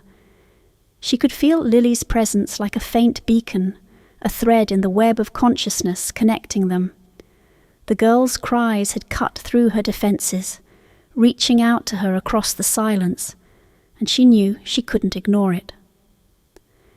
"Thank you, Dad," she whispered, feeling a surge of gratitude. The next morning, Laura returned to the precinct, her mind focused, intent. She had to find Lily, to follow the fragile connection she'd forged with the girl's mind. She reviewed every detail she knew about the girl, piecing together the few clues they had, tracing the faint trail that Lily had left behind. Mark noticed her intensity, his own resolve hardening in response. "We're close, aren't we?" Laura met his gaze, her eyes fierce. "Yes, and I'm not stopping until I find her." Together they pored over the case files, narrowing down locations tied to Pierce's network, isolating the few places where his operations had evaded detection. Each document, each clue, felt like another step toward Lily, another link in the web leading them closer to her. And as they worked, Laura could still feel Lily's presence, her voice a quiet strength, guiding her forward. Her plea had cut through the darkness, reaching out in the silence, and Laura was determined to answer. For Lily, for all the lost voices in Pierce's network, she would fight through every shadow, follow every fragment. She would bring them back, one by one, until the silence was broken, and their cries were finally heard. Chapter 9. Unseen Connections. Family ties bind tighter than chains. The words drifted through Laura's mind, carrying a weight she couldn't ignore. Her investigation had led her to trace connections, to sense lives bound together by forces both seen and unseen. But the ties she sensed now were different, deeper, a tether that pulled her back to her own family, to the unspoken mysteries that had shaped her life. It was a cold Saturday morning when she decided to visit her mother. She'd called May the night before, asking if she could come by for tea, and May had readily agreed, her voice warm with the promise of comfort. But Laura's mind was anything but calm. She was full of questions, her thoughts tangled with the fragments she'd been uncovering about her own abilities and the hidden network Pierce had constructed. Arriving at her childhood home, she hesitated on the porch, feeling the weight of 1,000 memories settle over her. The scent of incense drifted from the doorway, mingling with the cold morning air, grounding her as she knocked. May opened the door, her face lighting up with a gentle smile that made Laura's heart ache. Her mother looked the same as she always had, calm, composed, her gaze steady and knowing. "Laura," she said, opening her arms. Laura stepped forward, hugging her mother, feeling a rare sense of peace settle over her, even as her mind buzzed with questions. They moved into the kitchen where May prepared tea with her usual meticulous care.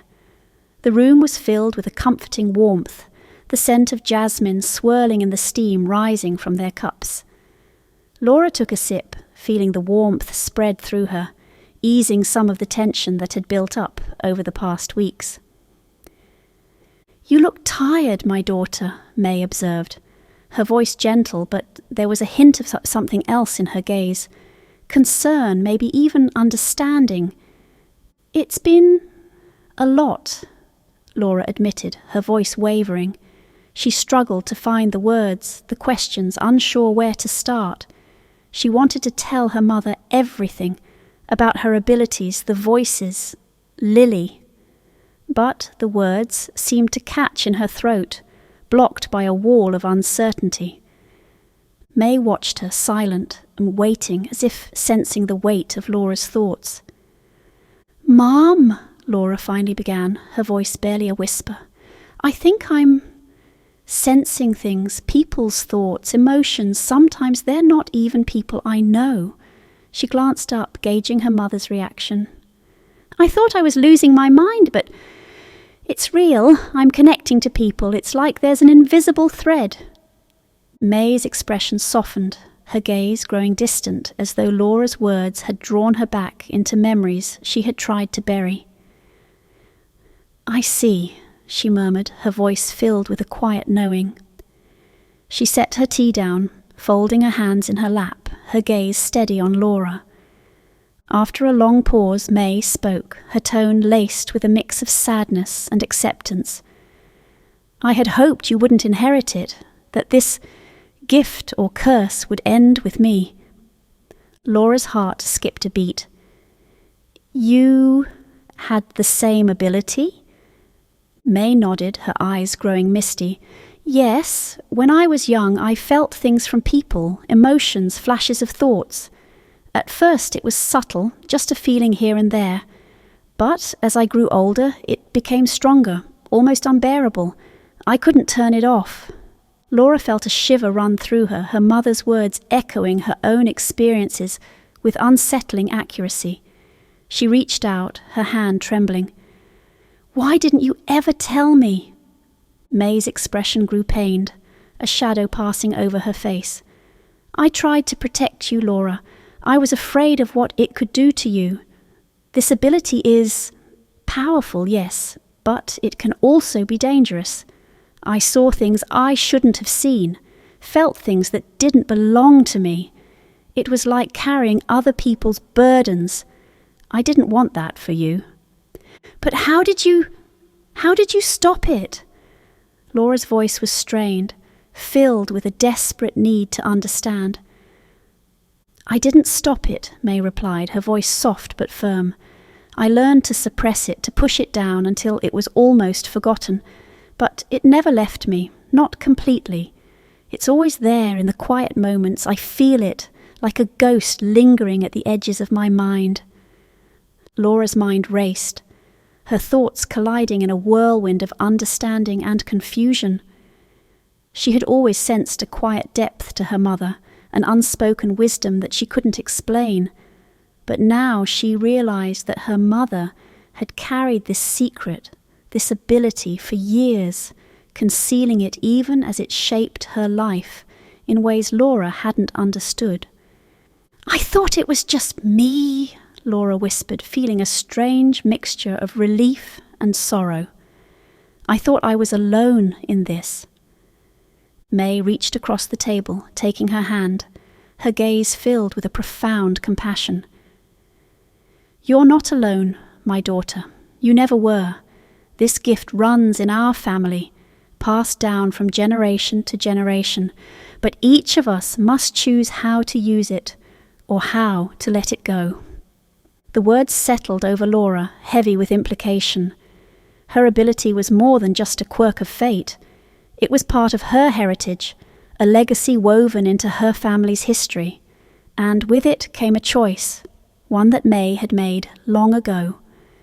"But Mom," Laura murmured, her voice choked with emotion, "I don't know if I can suppress it. It's stronger than me, like it's pulling me towards something I need to uncover." May's gaze softened, a quiet pride mingling with sadness. That's because it is. Your gift is calling you, guiding you. I tried to silence mine, but I was never truly able to escape it. Perhaps you're meant to follow this path, to see where it leads." Laura felt a swell of emotions, fear, excitement, a sense of responsibility that both exhilarated and terrified her. Her mother had given her the freedom to choose, but the path forward was hers alone, and it was filled with uncertainties. "Does it ever get easier?" she asked, her voice barely above a whisper. May's expression grew contemplative, her gaze distant. "You learn to live with it, to accept it, even if it frightens you. But you must guard yourself, Laura. Our minds are open, vulnerable, and others may sense that. They may seek to manipulate, to use our abilities for their own ends."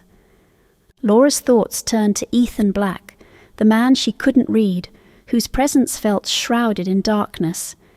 She wondered if he, too, knew of this connection, if he understood the depths of her abilities and sought to harness them for purposes she couldn't yet fathom. "I think there are others," Laura said slowly. "People who know about our abilities, people who want to exploit them. This case I'm working on, it's tied to these abilities, to people like us, and I feel like I'm stepping into something much larger, something dangerous." May's expression darkened, her voice growing serious. "If that's true, then you must be cautious. Power draws attention, and there are those who will seek it out, those who see it as a tool, a weapon." Laura nodded, the weight of her mother's warning settling over her. She felt the chains of her family's legacy tighten around her, binding her to a path that was as much about self-discovery as it was about protection. The abilities she'd inherited weren't just gifts, they were responsibilities, threads connecting her to a lineage she was only beginning to understand. They sat in silence, the quiet filled with the unspoken understanding that they were bound by more than just blood. Their connection was a legacy, a tie that had endured through generations, one that Laura could either embrace or reject. As she rose to leave, her mother pulled her into a hug, holding her tightly. "Remember, Laura," she whispered, her voice filled with emotion, "family ties bind tighter than chains, and sometimes they're the only thing that can protect you." Laura held on to her mother, feeling the strength of that bond, the weight of the generations that had come before her. She left the house that day carrying a new understanding of herself, her abilities, and the path she was destined to walk. But as she walked back to her car, the echo of her mother's words lingered in her mind. Family ties were powerful, yes, but they came with a price. And as Laura prepared to dive deeper into the shadows of her case, she knew that she was stepping into a world where those ties might be the only thing keeping her safe. Or they might just be the chains that bound her to a fate she couldn't escape. Chapter 10. Hidden Agendas. He collects those who are different. The phrase surfaced in Laura's mind as she scanned the latest intel on Ethan Black, each word sharpening her focus, deepening the sense of unease that had settled over her since she'd last seen him. She'd thought of him as Pierce's right-hand man, an enigma who had seemed content to protect his boss's secrets. But this was different. Ethan was operating on his own terms, his motives darker and more complex than she'd realized. It was early morning, and the precinct was quiet as she pored over the file Mark had left on her desk. Weeks of investigation had led her here, to the unsettling discovery that Ethan was more than just an investigator. The evidence pointed to something more chilling. Ethan Black was targeting individuals with abilities, tracking them, identifying their strengths, and then disappearing them into the same network Pierce had built. But unlike Pierce, Ethan wasn't driven by greed alone. He was building something else, something that didn't end with money. Laura's heart pounded as she absorbed the details, each new revelation connecting back to her own experiences, her own ability. Ethan's target profile fit individuals like her, people with heightened intuition, empathy, and perception. He was collecting them, binding them to a purpose she couldn't yet see, but one that felt disturbingly personal. "Morning, Laura." Mark's voice cut through her thoughts as he approached her desk, coffee in hand. He gave her a quick smile, but it faded as he took in the grim look on her face. "Hey, Mark," she replied, her voice barely above a whisper. "I think I know why I can't read Ethan. He's targeting people with abilities, people like me." Mark's expression darkened, his gaze shifting to the documents on her desk. He leaned in, his eyes scanning the evidence she'd assembled. "You're serious? Ethan's not just cleaning up after Pierce's mess?" "No," she replied, her voice hardening. "It goes beyond that. He's actively seeking out people who have these abilities, collecting them. And he's using methods that block perception. It's why I can't get a read on him." Mark swore under his breath, his fists clenching. "If he's doing that, then he's more dangerous than we thought. You realize this makes you a target, right?" Laura nodded, the weight of it pressing down on her. She'd known this case was risky, that diving into Pierce's world was a dangerous endeavour.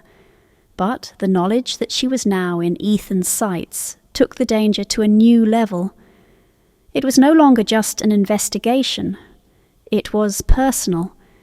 Ethan would see her as a threat, a potential asset to be controlled or neutralized. Mark placed a steady hand on her shoulder, grounding her. "We'll find a way to stop him, Laura. We've come too far to back down now."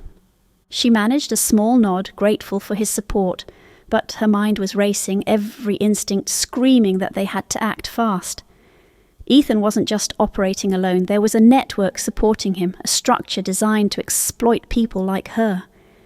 If they didn't move now, others like her would be pulled into the same trap, their lives disappearing into the shadows. Later that day, Laura decided to go to an old contact who had helped her in the past with cases that veered into the unknown, a tech specialist named Rena, someone who understood the murky world of digital espionage. Rena's work was unconventional, and her methods were often just this side of legal, but if anyone could help her understand Ethan's methods, it was Rena.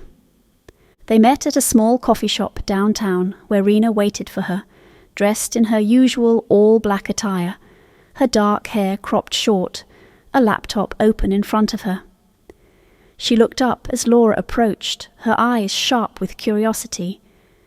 "Detective Chen," Rena greeted, a smirk playing at the corners of her mouth. "It's been a while. You usually only call me when things get weird." Laura gave a tight smile, sitting across from her. "It's definitely weird, Rena. I need to understand how someone can block perception, specifically mental perception." Rena's eyebrow arched and she leaned back, crossing her arms. "Interesting.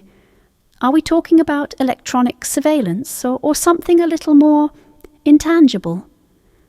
Laura glanced around, lowering her voice. "Intangible? I have reason to believe someone's using tech to scramble telepathic abilities. I know it sounds crazy, but if anyone has a theory, it's you." Rena's expression grew serious and she looked thoughtful. "Actually, it's not as crazy as it sounds. In certain circles, there's talk of tech designed to mask one's presence, not just visually, but mentally. It's still experimental, but the idea is to disrupt thought patterns, to project a kind of cognitive void." Laura felt a chill, sensing that Reiner's explanation hit disturbingly close to the truth. So it's possible someone like Ethan could use this tech to block his thoughts, to hide from perception. "Not only possible, but likely," Rena replied, her eyes narrowing with interest. "But to pull it off, he'd need serious resources and connections, Only a high-level network would have access to that kind of tech. Whoever's backing him has deep pockets and isn't afraid to cross ethical lines. Laura's pulse quickened, her suspicions solidifying into certainty. Ethan's silence wasn't just a skill, it was a shield, crafted with precision, designed to protect him from people like her. And it meant that whoever was backing him was building something far more insidious than Pierce's original network. She leaned forward, her voice low but firm. "Rena, is there any way to break through that shield, to sense something beyond the void?" Rena considered this, tapping her fingers on the table. "Maybe. But it's risky. This tech works by destabilizing the brain's natural perception. If you try to push through, you could hurt yourself. Imagine it like trying to break through a wall by slamming your head against it." Laura exhaled, the weight of the stakes settling over her. Breaking through Ethan's barrier wasn't just dangerous. It could unravel her own mind if she wasn't careful. But she had no choice. People like Lily were caught in Ethan's trap, their lives hidden within the silence he'd constructed, and she couldn't turn away. "Thank you, Rena," she said, determination tightening her resolve. "I needed to know the risks. I'm going to try anyway." Rena's gaze softened, a flicker of worry crossing her face. "Be careful, Detective. These people you're up against, they're ruthless. They see people with abilities as tools, as assets to be controlled. You're stepping into a world where your life doesn't belong to you anymore." Laura nodded, the reality of it settling over her. She was already in this world, already bound by its rules. But she wasn't going to let it control her, not while she still had a choice. The following night, Laura returned to her apartment, her mind buzzing with everything she'd learned. She sat on the floor, the lights dimmed, focusing on the hum that had become a constant presence beneath her thoughts. She closed her eyes, reaching out, searching for any trace of Ethan's presence, any crack in the shield he'd built. The void loomed, an impenetrable silence that felt vast and cold. She could sense the barrier, a wall of emptiness designed to repel her, to keep her out.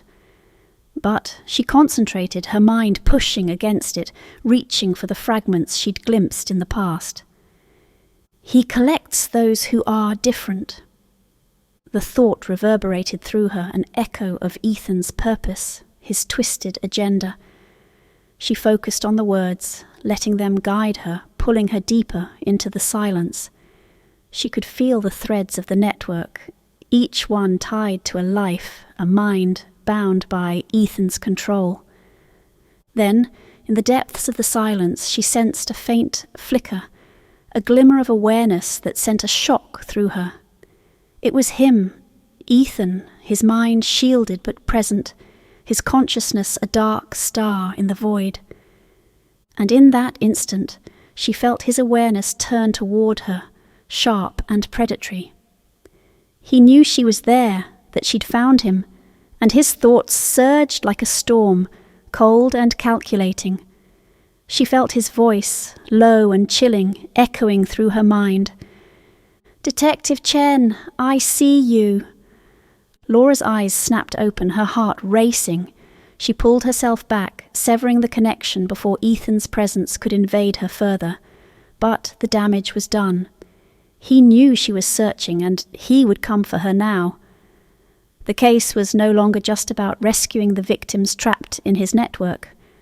She had become a target, her abilities a threat to his control. She sat in the darkness, her pulse pounding, feeling the enormity of the path she'd chosen. Ethan was out there, lurking within his shielded silence, watching, waiting. And he wasn't alone.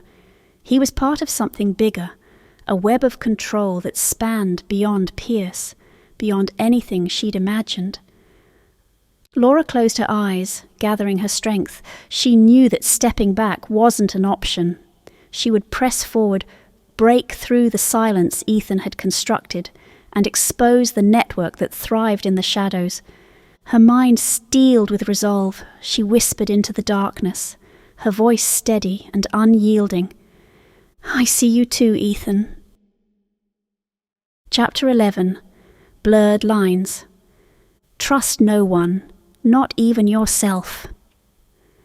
The thought settled in Laura's mind, an uninvited whisper that had begun to feel like a warning as her case unfolded. Every step deeper into the network Ethan had constructed left her questioning her instincts, her senses, even her own intentions. Ethan's shielded presence, his cold awareness of her, loomed in the background, as if daring her to keep going, to risk it all. At the precinct, whispers of the telepath case circulated as the media stirred up rumours. The chatter had spilled onto social media, where conspiracy theories and sensational claims of mind readers were trending, a mix of fear and fascination. For some, the idea of telepathic abilities seemed magical, a gift. For others, it was a threat, an invasion. The public's reaction was chaotic, intense, a reflection of the polarized world Laura was now stepping into. She knew these rumours wouldn't stay online. People were talking in the streets, even within the precinct walls, and soon her leads would start drying up. Those she needed to help her most, the ones vulnerable to the network, would go underground, fearing both Ethan's reach and the sudden public fear of anyone different. That afternoon, she found herself in a quiet corner of the city, an immigrant neighbourhood with deep roots and long-standing distrust of outsiders. Laura had come alone, aware that bringing backup would only close doors that were already barely open. Her family's heritage had always given her a connection to communities like these, where stories of old traditions and mystic beliefs lived on quietly, without drawing attention. As she moved through the neighbourhood, she caught fragments of conversations in Mandarin, Cantonese, and other languages, the words weaving together to form a tapestry of unspoken understanding. She was an outsider here, but not a stranger. Her mother had brought her to these streets when she was young, teaching her the value of community, the strength in people who looked out for each other in a world that often overlooked them. An older woman, Mrs. Lin, noticed Laura and called out her name, her face lighting up in recognition. Laura felt a pang of familiarity. Mrs. Lin had been a friend of her mother's, someone who had known her family for years. "Laura, it's been so long since you've come to see us," Mrs. Lin said, taking her hand in a warm grip. Her eyes narrowed slightly as she studied Laura's face. "But something weighs on you. I can see it." Laura smiled, but she knew her concern must have shown. "It's complicated, Mrs. Lin. I need some help, and I know I'm asking a lot. But I think you might know some people who could help me." Mrs. Lin tilted her head, her gaze thoughtful. "Come, let's talk somewhere quiet." She led Laura to a small tea house nearby, one Laura remembered from her childhood. It was a place where old stories were told, where secrets and wisdom mingled over steaming cups of oolong. The quiet murmur of voices surrounded them as they settled at a table in the back, the privacy of the space reassuring. "So what is it you're looking for?" Mrs. Lin asked, her gaze intense, as though searching Laura's face for hidden answers. Laura hesitated, then spoke, her voice low. "There's a man, Ethan Black. He's part of a network that targets people with abilities. Special abilities. I think they're being taken, maybe forced into things against their will." Mrs. Lin's expression darkened, her face clouding with understanding. "I've heard the rumours. People are frightened. They say there are those who can read minds, control thoughts, and others fear them, calling them unnatural." She shook her head, her expression filled with quiet frustration. "These fears are old, Laura. In my village, we had people who could sense things, who knew things others didn't, but they were respected, protected. Here, it is different. Here, people fear what they don't understand." Laura nodded, sensing the depth of Mrs. Lin's words. The abilities she'd only recently come to understand were woven into her heritage, her ancestry, but in a new world they were stigmatized, distorted by fear. People like her, and like those Ethan hunted, were seen as threats, not as individuals. Mrs. Lin leaned closer, her voice lowering. "There are families here, Laura, who might know people like those you're looking for, but they are afraid. They've heard of this Ethan Black. They know he's watching, and they don't trust the police to protect them." Laura's heart sank, but she understood the fear. These were people who had been wary of the law their entire lives, people who had grown up with stories of families torn apart, of promises broken. To ask them to trust her felt almost impossible, but she had to try. "Mrs. Lin," she said softly, "I don't blame them for being afraid, but I want to help. I'm not here to take anyone away or to use them for anything. I want to keep them safe from Ethan, to make sure they don't disappear." Mrs. Lin studied her, a flicker of sympathy in her eyes. "You're like them, aren't you, Laura? You see things, feel things others don't." Laura swallowed, nodding. "Yes, I didn't understand it for a long time, but it's part of who I am, and that's why I have to protect them." After a long moment, Mrs. Lin sighed, then nodded, her expression softening. "There are some families who may be willing to speak with you, quietly, if you're careful. But be gentle, Laura, these are lives hidden from sight for a reason. Trust has to be earned here." Laura nodded, grateful beyond words. Mrs. Lin gave her the names of a few families, people who might know of others like her, those who had sensed their differences but learned to keep them hidden. She thanked Mrs. Lin, feeling a surge of hope, and left the tea house with a renewed determination.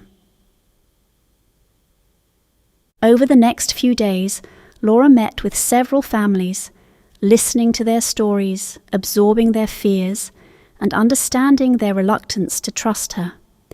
Each conversation opened her eyes further to the intricate ways people like her had hidden in plain sight, masking their abilities to blend in, to stay safe. One man, Mr. Liu, shared with her a memory of his great-grandmother, a healer who had been known for her intuition, her ability to know what ailed a person before they spoke. "We thought of it as a gift, a blessing," he explained. "But here I kept it quiet. We don't tell others. People don't understand." Another woman, Mrs. Huang, told her of a nephew who had moved away after an incident in school, when he'd known things he couldn't possibly have known. "People here called him a freak," she said bitterly. They didn't see the beauty in what he could do. Each story wove together into a tapestry of hidden lives, bound by a shared fear of discovery, a desire to remain unseen. They were stories of survival, of people who had learned to silence their abilities to avoid the scorn and suspicion of a world that couldn't accept them. But in these conversations, Laura also sensed a thread of strength, a resilience that had allowed these families to survive, to keep their histories alive, even in a world that rejected them. They were bound by their abilities, yes, but also by their heritage, their cultures, their communities. One evening, as Laura left another meeting, she stopped to take in the quiet of the street, the hum of life all around her. She felt the weight of what she was uncovering. The network Ethan had woven was preying on people's differences, their gifts, exploiting the very qualities that set them apart. Her phone buzzed, pulling her from her thoughts. It was a text from Mark. "Laura, we got something. Intel on a new location tied to Ethan's network. Looks like they're holding people there. I think we might find your missing girl, Lily." Laura's heart leapt, a mix of hope and dread filling her. She quickly texted back, "Send me the location. I'll be there soon." As she pocketed her phone, a chill ran down her spine. She was drawing closer to the heart of Ethan's operation, inching toward the shadowed network he'd constructed. But she felt prepared now, armed not only with the evidence, but with the voices of the people she'd met, the stories they'd trusted her to carry. These people weren't just victims. They were part of her, part of the community she belonged to, bound by ties that went beyond family or blood. And as she headed toward the location Mark had sent, Laura felt a new clarity settle over her. "Trust no one, not even yourself," the thought had warned her. But now she understood that trust could be forged, built through shared struggles, shared stories. And even though she couldn't see the end of her journey, she knew one thing. She wasn't walking this path alone. Chapter 12. Mark's Sacrifice. I'd give anything to keep her safe. The thought surged into Laura's mind, an intense, unfiltered wave that left her breathless. She didn't know where it had come from, but its warmth, its urgency, felt achingly familiar. And though it wasn't her own, she sensed the truth in it, a truth buried in loyalty, in unspoken feelings that had simmered beneath the surface for too long. It had been a long day, one spent unravelling the latest lead on Ethan's network. With every new discovery, the darkness around her seemed to thicken, the stakes rising as Ethan drew closer. His presence felt like a predator stalking from the shadows. But she knew she was closing in too, inching closer to the heart of his operation. Her phone buzzed. It was Mark. "Got a lead on a warehouse in Eastside. Sources say it's a holding site for the network. We should check it out tonight. I'll meet you there." She felt a flicker of excitement mixed with anxiety.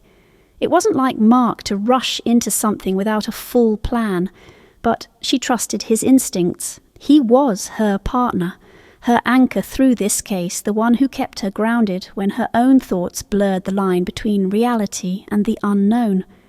She responded quickly, "On my way." The warehouse sat at the edge of an industrial area, its hulking shadow visible even from a distance. Laura parked her car a block away, scanning her surroundings. The night was still, the silence thick with anticipation. She caught sight of Mark's car parked near the warehouse and felt a pang of relief. She wasn't alone in this. "Mark," she called quietly as she approached, her footsteps light. He stepped out from behind a stack of crates, his face tense but relieved to see her. "Laura, I think this is it. I scoped the place from the outside. There's activity near the back entrance. Could be guards." "Do we have any intel on who's inside?" she asked, her voice low, her mind already slipping into the sharp, focused state she reserved for high-risk situations. Mark shook his head. "Not much, just chatter that it's a storage site for some of Ethan's recruits. If they're trafficking people with abilities, we might find them here." Laura nodded, feeling a knot of anger tighten in her chest. She was ready to move, to see Ethan's operation for herself, to stop the harm he was causing to innocent lives. But as they moved toward the entrance, a nagging sense of dread settled over her. She pushed it aside, her resolve hardening. They crept along the warehouse's perimeter, their movements synchronized from years of working together. But as they approached the side door, something felt wrong. The quiet was too complete, the darkness too deep, and Laura felt a chill crawl up her spine. "Laura, wait!" Mark whispered, grabbing her arm just before she reached for the door handle. His voice was urgent, his grip firm. "What is it?" she asked, sensing the tension in him. "I don't like this. It feels like a setup," he said, his eyes scanning their surroundings. "Let me go first. If it's a trap, I can at least give you cover." "Mark, we're in this together. I'm not letting you go in alone," she replied. her own instincts telling her that he was right, but the thought of him risking himself made her heart clench. He looked at her, his expression torn, something unspoken passing between them. "Laura, please." She hesitated, sensing the depth of his concern, the weight of the words he wasn't saying. Reluctantly, she nodded, letting him take the lead as he pushed the door open, his gun drawn, his body tense and alert. The room was dimly lit, rows of crates stacked high along the walls, casting long shadows across the floor. They moved cautiously, the silence around them thick and foreboding. Laura's senses prickled, the hum beneath her thoughts growing louder, warning her. But as they reached the centre of the room, the lights blazed on, blinding them. Figures emerged from the shadows, men in dark uniforms, their weapons aimed at them. "Drop your weapons!" one of them barked, his voice cold and commanding. Laura and Mark froze, hands raised, their gazes darting around the room. She felt a surge of anger. She should have known. It was a trap, carefully set, and she had walked right into it. Ethan Black stepped forward from the shadows, his face a mask of calm cruelty, his eyes fixed on Laura with a predatory gleam. "Detective Chen," he greeted, his voice smooth, "I've been expecting you." Laura glared at him, her mind racing as she tried to calculate their chances of escape. "Ethan, so you set this up?" He shrugged, a faint smile playing at the corners of his mouth. "You were getting too close, Laura. I had to bring you in, though I didn't expect you to bring your partner along. Unfortunate for him." Mark stepped in front of her, his body a shield, his stance unwavering. "You're not taking her anywhere, Black." Ethan's smile widened, a hint of amusement in his eyes. Brave, but foolish. Without warning, he gestured to one of his men. A shot rang out, echoing through the warehouse, and Laura felt a jolt of horror as Mark staggered, his hand clutching his side, blood staining his shirt.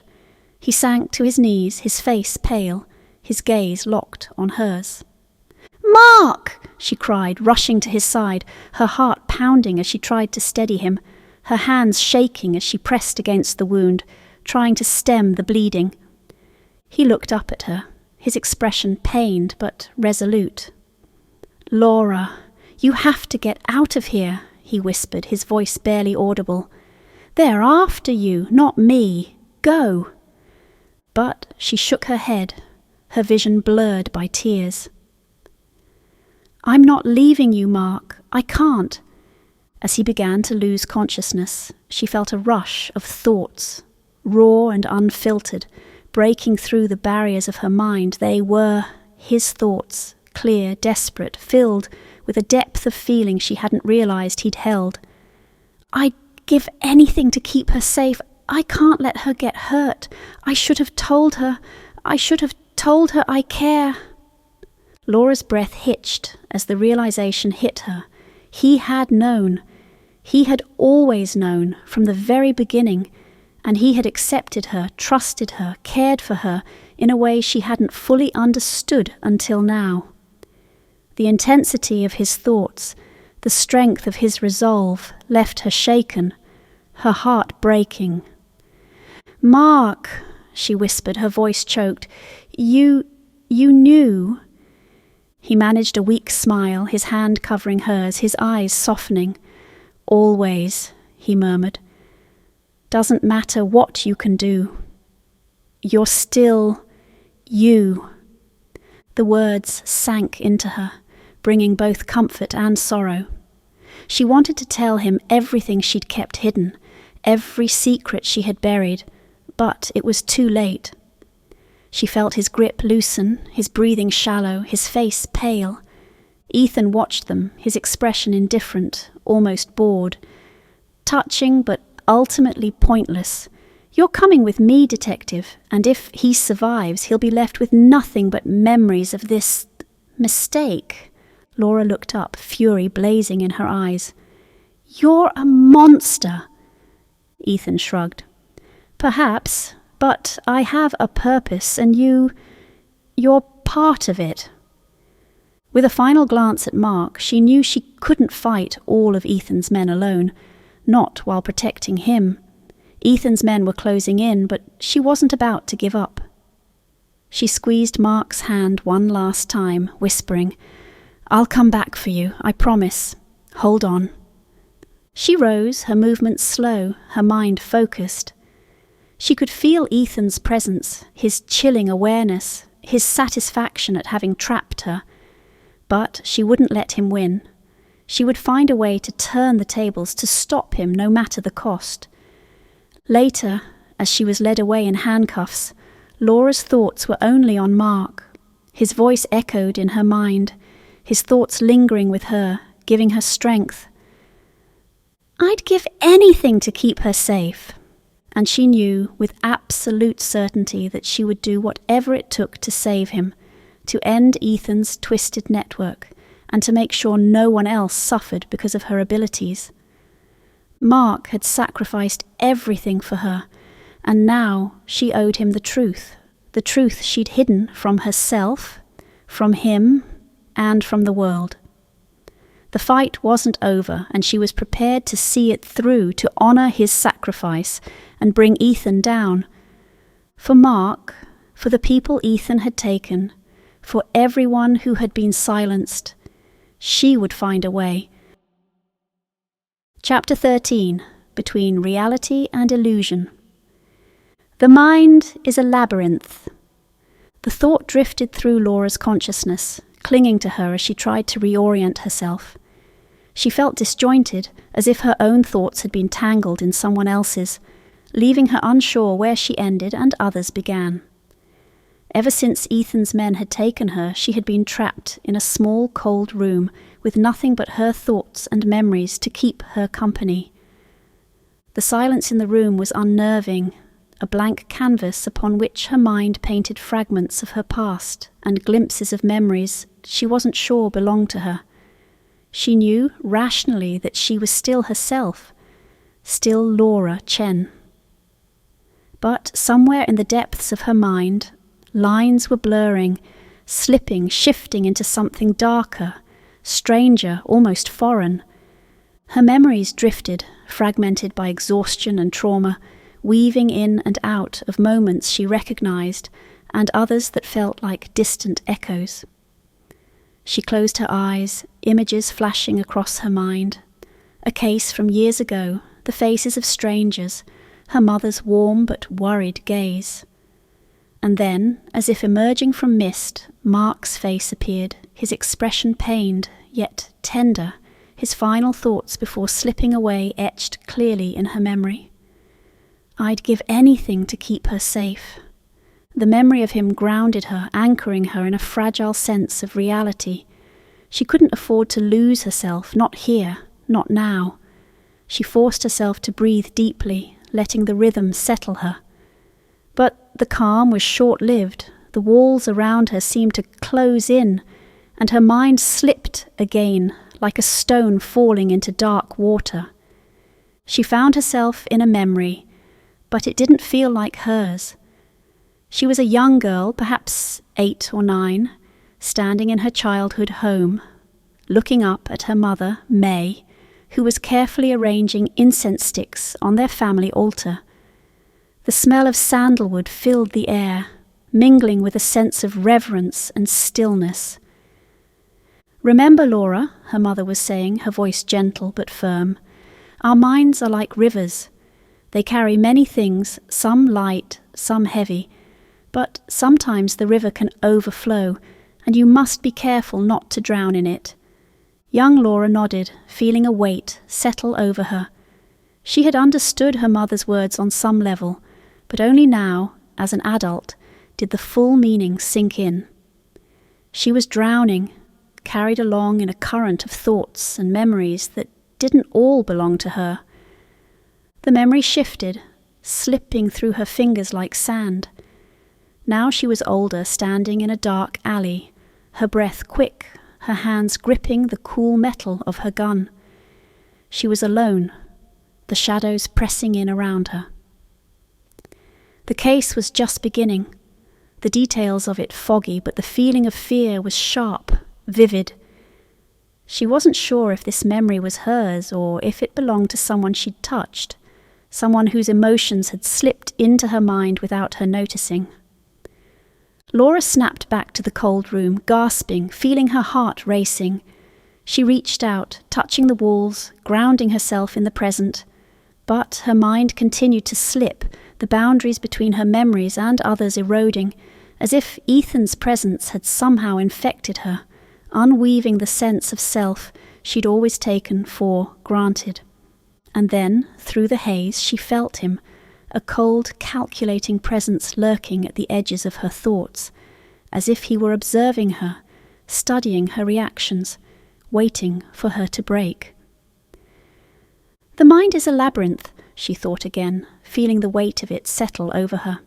Ethan was in her head, or at least he had left something behind, a presence she couldn't shake. He had warned her that her ability was a double-edged sword, and now she was beginning to understand just how sharp it could be. She closed her eyes, letting herself drift, hoping that by surrendering she could find some semblance of order in the chaos. But instead, she found herself slipping further, each memory a door opening into another. She was in her mother's kitchen, the soft clinking of teacups filling the air. May was there, watching her with a soft, knowing smile, her eyes filled with a mixture of pride and sadness. "You carry so much, Laura," her mother whispered. "It's not all yours. You must remember that." Laura reached out to touch her mother's hand, but her fingers passed through as if May were nothing more than a memory, a shadow. The kitchen faded, replaced by flashes of people she didn't recognize, faces full of fear, anger, pain. Each one felt like a burden pressing on her chest, a weight she couldn't lift. Who are they? She wondered, feeling their emotions bleed into her own. But the answer eluded her, slipping just out of reach, leaving only fragments, each one more intense than the last. She felt herself falling deeper, her mind fracturing as the memories surged forward, each one a whisper in the darkness. Ethan's voice cut through the fog, his tone sharp and cold. "You're stronger than I expected, Laura, but everyone has a breaking point." The words echoed in her mind, anchoring her to a single terrifying thought. Ethan was testing her.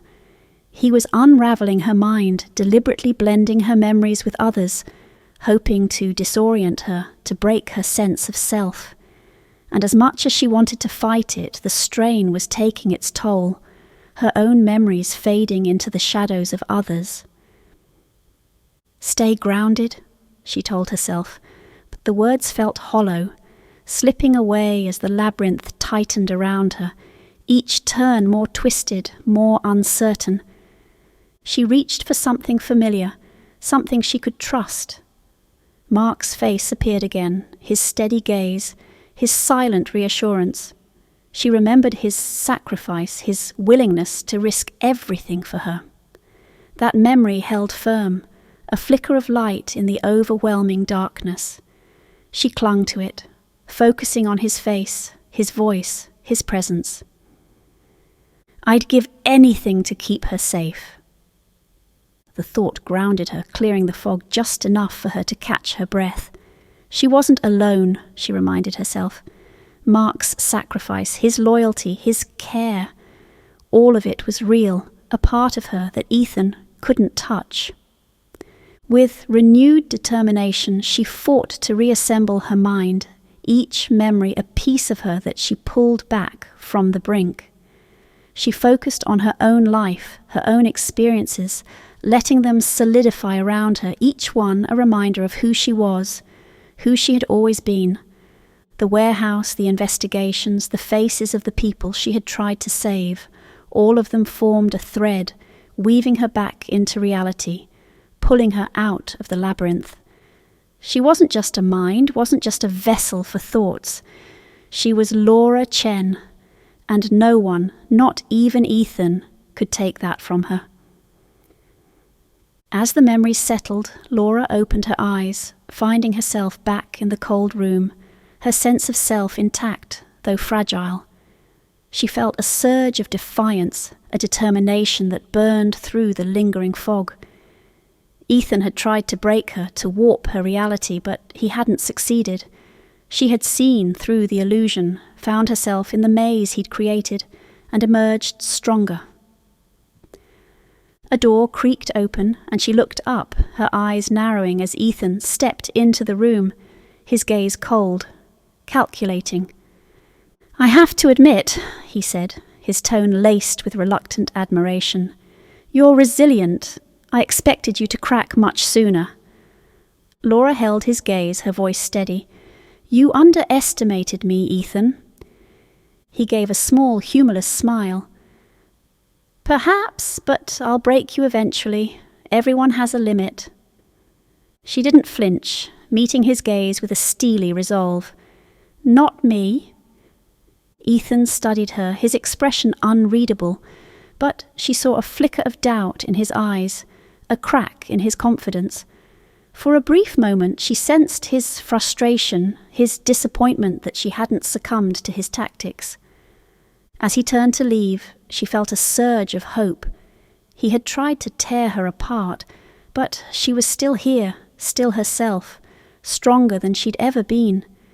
She had faced the labyrinth of her own mind, had walked through the shadows Ethan had cast, and emerged with a deeper understanding of herself, of her resilience. The mind is a labyrinth, she thought, watching Ethan's retreating figure. But now she knew that she held the map, the path that led her through its twists and turns. And she was ready to use that knowledge to navigate the maze Ethan had constructed and to bring it, and him, crashing down. Chapter 14. The Ethical Crossroads. To save one, I may doom many. The thought lingered in Laura's mind as she sat across from Maria Sanchez, her hands folded, her gaze steady. She felt the weight of that choice pressing down on her, the knowledge that the path she chose today could ripple outward, changing lives in ways she could neither control nor foresee. Maria's face was pale, her eyes shadowed with exhaustion and fear. She was silent, withdrawn, glancing around the dimly lit interrogation room as if hoping to find an escape. Her life, Laura knew, was a twisted knot of victimhood and guilt. Maria had been one of the many trapped in Ethan's network, a woman coerced into working for him after he had exploited her vulnerability and her own fledgling ability to sense emotions. She had suffered deeply at his hands, but she had also crossed lines, helped Ethan in ways that had hurt others, entangling her in his web. "Maria," Laura began quietly, her voice calm but firm, "I know you've been through hell, but I need you to be honest with me. People's lives depend on what you can tell me about Ethan's network." Maria's eyes flicked up, a flash of fear and anger passing over her face. "You think I want to protect him after everything he's done, but I can't, Laura. He'll kill me. You don't understand what he's capable of." Laura leaned forward, her expression softening. "I do understand, Maria. You're not the only one who's felt his control. But I'm here now, and I can help you if you help me." The room was silent, the weight of her words hanging between them. Maria's hands twisted in her lap, her face drawn as if waging a war within herself. Laura sensed the depth of her pain, the scars Ethan had left on her mind, her spirit. But she also sensed the secrets she was holding back, information that could bring them one step closer to dismantling the network, to freeing others who were still caught in Ethan's grip. Laura's mind raced, considering her options. She had the ability to press Maria's thoughts, to dig deeper, to extract the information she needed by force. The power lay at her fingertips, a simple twist of focus, a concentration of intent. But something held her back, a sense of ethical lines she'd vowed never to cross. If she used her ability like that, if she overpowered Maria's will to get what she wanted, she would be no better than Ethan. She would be violating the trust that made her who she was, the trust that defined the boundaries of her gift. To save one, I may doom many. The thought echoed in her mind, urging her to take action, to push past the lines that held her back. The information Maria held could save lives, could end Ethan's operation, but only if Laura was willing to force her hand. She took a breath, her mind settling into the quiet clarity of her own values. She couldn't do it. Not like that. If she crossed that line, if she used her ability as a weapon against someone already broken, she would lose herself in the process. She would become what she was fighting against. "Maria," Laura said, her voice steady, unwavering, "I'm not here to force you into anything. I want you to know that, but I also know you want to be free of him. Just like everyone else he's trapped. I need you to tell me what you know because it's the only way to stop him, to keep others from suffering the way you have." Maria's eyes filled with tears, her hands shaking. I'm so scared, Laura. He's done things to people that I can't even describe. And I helped him. I betrayed people. I'm as guilty as he is. Laura reached across the table, her hand resting on Maria's. "No, you're not. You were forced into this, manipulated, but you have a choice now. You can do the right thing, not just for the people Ethan hurt, but for yourself. You don't have to carry his crimes alone." The words seemed to break through Maria's defenses, her face crumpling as she began to cry, the weight of her guilt pouring out. Laura waited, giving her space, letting her feel the emotions that had been buried under layers of survival and fear. After a long moment, Maria wiped her eyes, her voice barely a whisper. "He has places, safe houses, where he keeps people with abilities. I only know of 2, but I've heard him talk about more. He moves them around like pieces on a chessboard." Laura's heart surged with hope, the pieces of the puzzle starting to come together. "Where are they, Maria? Please, any information you can give me can help us stop him." Maria took a shaky breath, nodding. "One is on the west side, in an old apartment building. The other, it's an abandoned warehouse on the outskirts of the city, but it's heavily guarded. He keeps his collection there, people like you." The words sent a shiver down Laura's spine, a wave of anger and determination flooding through her. Ethan's collection.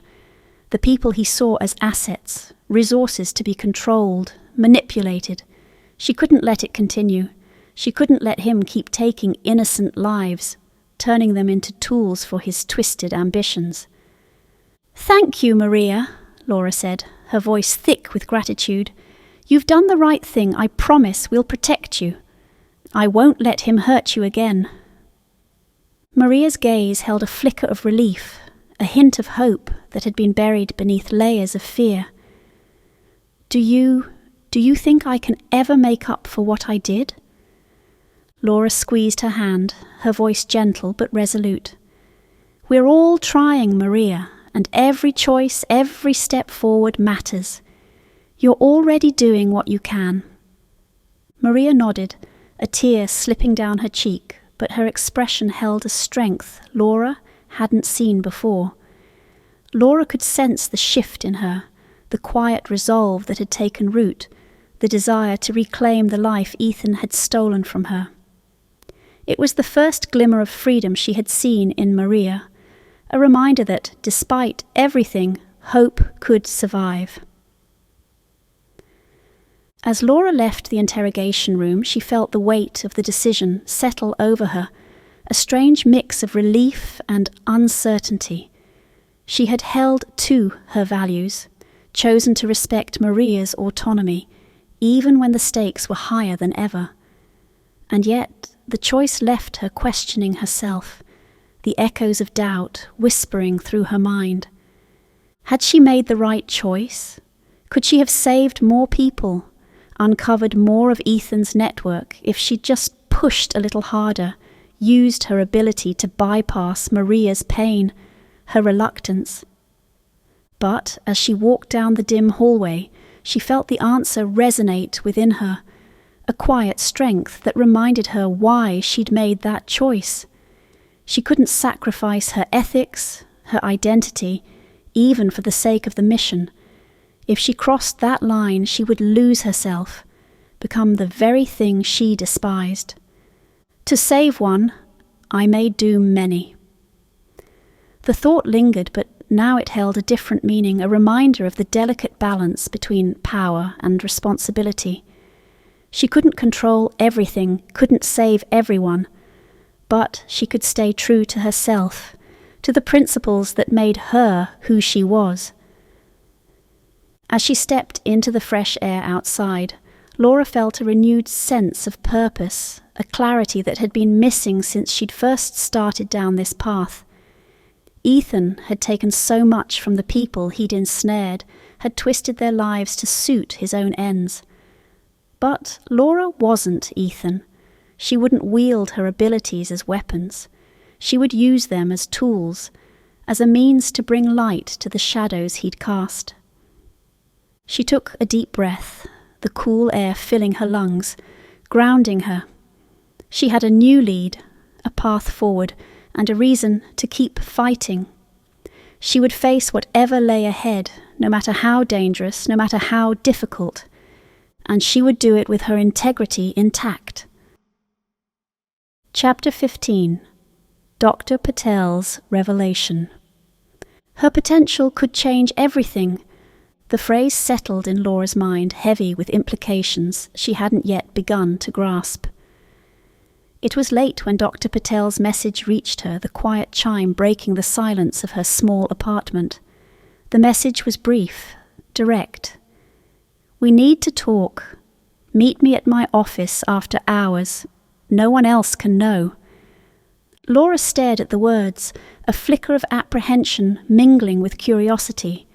She trusted Dr. Patel, or at least she had before everything with Ethan's network had forced her to question everyone and everything in her life. But this was different. Something in the message felt urgent, as if Patel held answers that could unravel the tangled web of lies and threats Laura had become trapped in. She arrived at the office building just as dusk fell, the world outside dimming into shadows. Dr. Patel's office, normally bustling with patients and staff, was empty, the hallways quiet, bathed in a muted amber light. She made her way to the familiar door, hesitating for only a moment before she pushed it open. Dr. Patel sat behind her desk, her expression composed, but her eyes held a flicker of something Laura hadn't seen before. Nervousness, perhaps even fear. She motioned for Laura to take a seat, her hands resting on a small plain folder on her desk. "Laura," Dr. Patel began, her voice unusually soft, almost hesitant. "I've been meaning to have this conversation for a while now, but the situation with Ethan has forced my hand. There are things you need to know, about me, about us." Laura frowned, her pulse quickening. "Us?" Dr. Patel nodded, her expression hardening with resolve. "Laura, I'm not just a psychologist. I'm part of a government agency, a division that monitors individuals with abilities like yours, people with potential to change things in ways that can either benefit or endanger society." Laura stared at her, her mind racing as she tried to process the words. You've been monitoring me this whole time?" "In a sense, yes," Dr. Patel admitted, her voice firm but calm. "When we first met, it was as your therapist, but as I became aware of your abilities, I had an obligation to report them, to bring you under our watch. My agency has been aware of individuals like you for years, people with heightened perception, empathy, telepathy. We work to protect them and, at times, to protect others from them. Laura felt a surge of anger, the betrayal sharp, raw. You used me. You pretended to help me, but all this time you were just observing? Dr. Patel's expression softened, her voice filled with genuine regret. I understand why you feel that way, Laura, and I wish it could have been different. But my role here is complicated. Our agency exists to keep people like you safe, to make sure you aren't exploited, controlled, manipulated by others. She paused, her gaze steady. But in exchange, we also ask for cooperation, to work with us, to help us understand these abilities and, if possible, control them. Laura shook her head, a sense of betrayal gnawing at her. You're no different than Ethan, she whispered. You're just using a different excuse, different tactics. Control, manipulation, it's all the same. Dr. Patel held her gaze, unflinching. I understand why you'd see it that way, and I won't try to justify everything my agency has done. We operate in a world where these abilities are misunderstood, where fear drives decisions. But I came to you, Laura, because I believe that you have a choice. I want you to work with us, to use your abilities to help people, to protect others like you from people like Ethan. Laura was silent, her mind reeling as she tried to make sense of it all. Dr. Patel was offering her a lifeline, a form of protection, but at a cost. If she accepted, she would be aligning herself with an organization that viewed her as an asset, a piece in their own game. But if she refused, she would face Ethan's network and whatever lay beyond it, alone. I don't know if I can trust you, Laura said finally, her voice strained. You've kept so much from me. You knew what I was going through, and you said nothing. Dr. Patel's gaze softened, a hint of sorrow in her eyes. You're right. I made choices to keep you at a distance to protect both you and the agency. But the truth is, Laura, I see something in you, something that could help us make real change. You've used your abilities to help people, to save lives. But there's a limit to what you can do alone. She leaned forward, her voice quiet but intense. Ethan's network isn't the only one out there. There are others, people, groups, entire organizations who would use people like you to their advantage. We're offering you a choice, a way to protect yourself while you protect others. Laura felt a chill as Dr. Patel's words settled over her. She knew the agency's offer was real, and she understood the implications. Accepting their help meant stepping into a new world, one filled with rules, restrictions, and the ever-present gaze of people who would always view her as both ally and asset. Refusing would mean facing Ethan's network, and whatever was beyond it, on her own, with no safety net, no allies. After a long silence, she spoke, her voice barely a whisper. What exactly are you asking me to do? Dr. Patel opened the folder on her desk, revealing a document with her agency's emblem, a simple, nondescript seal, but one that carried an undeniable weight. We're asking for your cooperation, Laura. We want you to join us, to work with us in tracking others with abilities, to help us protect them, and to understand what people like you can do. Laura's gaze shifted to the document, her stomach twisting as she read the words. They were asking for more than her cooperation. They were asking for her commitment, her loyalty, an unspoken promise to place her abilities at their disposal. And what if I say no? She asked, her voice cold, defiant. Dr. Patel hesitated, a shadow crossing her face.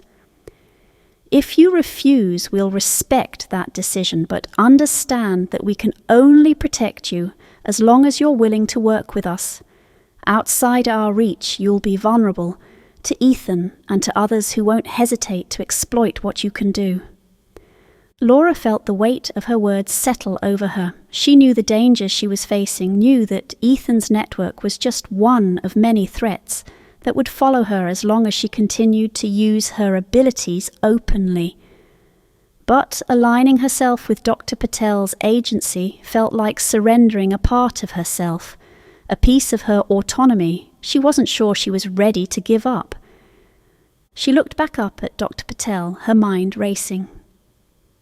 And what would I get in return? Protection? Yes, Dr. Patel replied, her tone steady. But more than that, training, support. You'd have access to resources, to people who understand what you're going through. You wouldn't have to face these threats alone. The offer was tempting, almost irresistible. She had spent so long fighting on her own, bearing the weight of her abilities, her mission, her fears, alone. And the thought of having allies, of working with others who understood her, who could guide her, it was a lifeline she hadn't known she needed. But a part of her rebelled against it, the part of her that had fought tooth and nail to survive, to protect herself, to hold on to her own agency in a world that constantly sought to take it from her. She wasn't sure if she could trust Dr. Patel, if she could hand over her autonomy to an agency that saw her as a tool, a means to an end. "Think it over, Laura," Dr. Patel said gently, sensing her hesitation. "I'm not asking for a decision tonight, but know that the window is closing. If you choose to walk away, we can't promise you'll be safe. Ethan's network is only the beginning. There are others who will come for you, and without allies, you'll be on your own." Laura rose slowly, her mind a storm of conflicting thoughts. "I'll think about it," she said, her voice quiet, controlled. Dr. Patel gave a nod, her expression understanding. "Take your time, but remember, Laura, your potential could change everything, not just for us, but for people like you. This choice, it could make all the difference." As Laura walked out of the office, her thoughts churned, her mind battling between trust and caution, between the need for protection and the desire to remain free. The path ahead felt darker, more uncertain than ever, and every step she took only deepened the weight of the decision she knew she would have to make. Her potential could change everything, but at what cost? Chapter 16. Unveiling the Network. "Alone we are vulnerable, together we are unstoppable." The words echoed through Laura's mind, giving her strength as she made her way to the address slipped to her by Maria just before she was taken into protective custody. Maria had known of a group, a hidden collective of people with abilities, individuals like Laura, who had spent their lives evading exploitation. The message had been cryptic, a barely there whisper of connection. "Find the others, you'll need them." Laura hadn't known what to expect when she finally arrived. The address led to a modest building in an unremarkable part of town, its brick walls covered in faded graffiti, a lone light flickering above the entryway. She took a breath, steeling herself, and entered, the heavy door creaking shut behind her. Inside, the air was thick with anticipation, a silence that felt purposeful, intentional. She moved through a narrow hallway, following a series of twists and turns, her footsteps echoing in the stillness. Finally, she reached an open space at the back of the building, a large, sparsely furnished room where a group of people waited, in quiet vigilance, each face turned toward her as she entered. There were maybe a dozen of them, each one watching her with a mixture of caution and curiosity. The atmosphere held a charged stillness, as though these people were waiting to decide if she was a friend or a threat.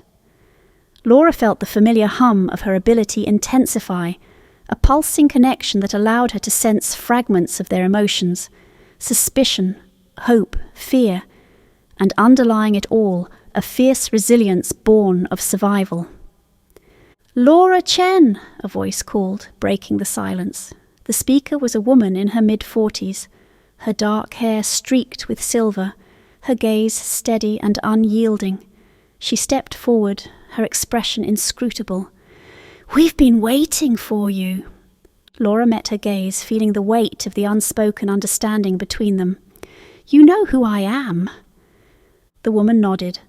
"More than that, we know what you are, and we know why you're here."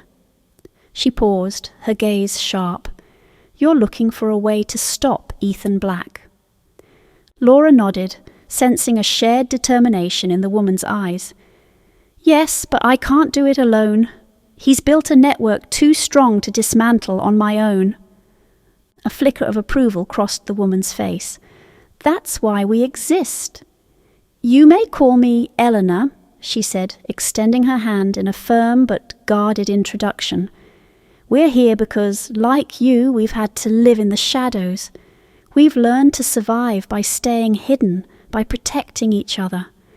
But now, with Ethan's network growing, we don't have that luxury anymore."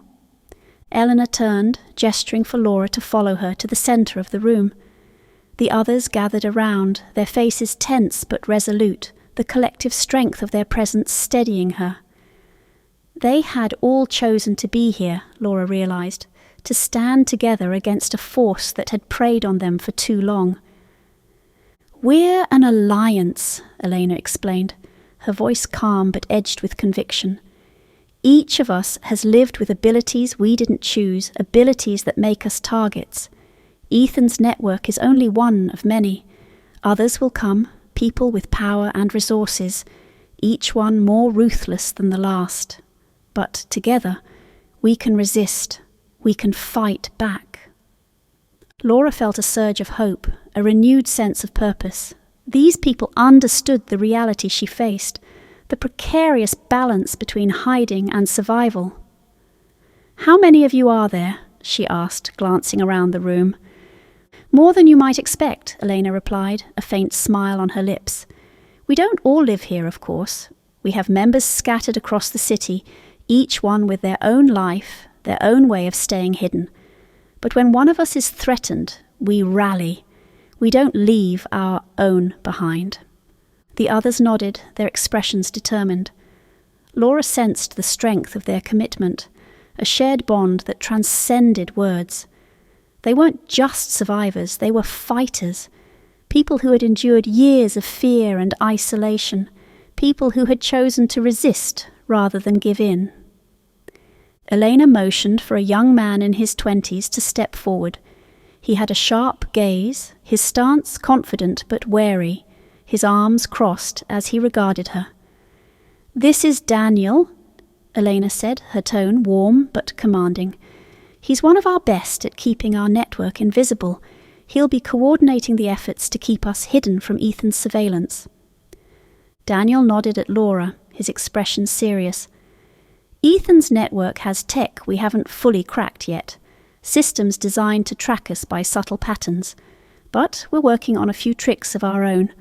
You won't have to worry about being found as long as you stay within our zones. We've marked safe spaces around the city." Laura felt a surge of relief, the first real sense of safety she'd felt in days. "Thank you, Daniel. I've been fighting this alone for so long, I almost forgot what it's like to have someone watching my back." Daniel gave her a small, understanding nod. "We know what it's like. That's why we're here. Together, we're a force Ethan can't anticipate." Elena cleared her throat, bringing their attention back. "Laura, your knowledge of Ethan's network is invaluable to us. You've already infiltrated parts of his operation, uncovered layers most of us couldn't reach. With your help, we have a chance to dismantle it from the inside." Laura's heart pounded with anticipation, her mind racing as she considered the possibilities. "What's the plan?" she asked, her voice steady, resolute.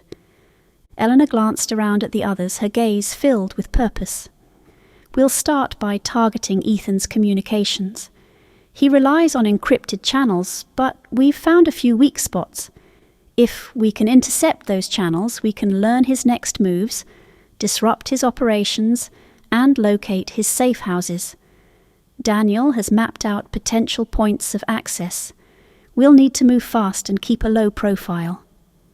Laura listened intently, her pulse quickening as the plan took shape. Each member of the group had a role, a piece of the puzzle that would bring them one step closer to dismantling Ethan's network. She felt the gravity of the moment, the collective resolve of people who had spent their lives hiding, now choosing to stand together, to face the darkness with open eyes. As Eleanor continued outlining their strategy, Laura noticed a young woman in the corner, her gaze distant, her hands twisting anxiously in her lap. Sensing her discomfort, Laura approached her quietly during a pause in the meeting. "Are you all right?" Laura asked gently, her voice soft, reassuring. The woman looked up, her expression tense. I've never done anything like this before. I've always stayed out of sight, kept my abilities hidden, but now it feels like there's no choice." Laura gave her a reassuring smile. "I know it's frightening, but you're not alone. We're all here, and we're stronger together than we ever could be alone." The woman nodded, a flicker of relief passing over her face. "Thank you. It helps knowing there's someone else who understands." Laura returned to the group, her resolve stronger than ever. She was part of something larger now, a network of people who understood her, who shared her fears and her hope, and together they would face Ethan, not as isolated individuals, but as a unified force. The next day, their operation began in earnest. Daniel and a few of the others set up a temporary command center in a nondescript building on the outskirts of town, a place where they could monitor Ethan's network without attracting attention. Laura joined them, each step of their plan solidifying into action, every member focused, committed. As they began intercepting Ethan's communications, Laura felt the magnitude of what they were attempting. She and the others sifted through intercepted messages, tracing his movements, analyzing patterns, looking for weaknesses. And as the messages rolled in, a sense of urgency gripped them all. Ethan was closing in, his network adjusting to the pressure they were putting on it, adapting, evolving. They worked late into the night, the atmosphere tense but electric, each discovery bringing them closer to their goal. And with every message, every decoded transmission, Laura felt the bonds between them strengthening, each one of them playing a vital role in this fight for survival, for freedom. By dawn, they had uncovered enough to move on the first of Ethan's safe houses, a small building hidden in an industrial area, a place that served as both a holding site and a transfer point for those Ethan deemed valuable. The plan was set, the roles assigned, and for the first time in years, Laura felt truly, completely ready. Eleanor turned to the group, her gaze fierce, unwavering.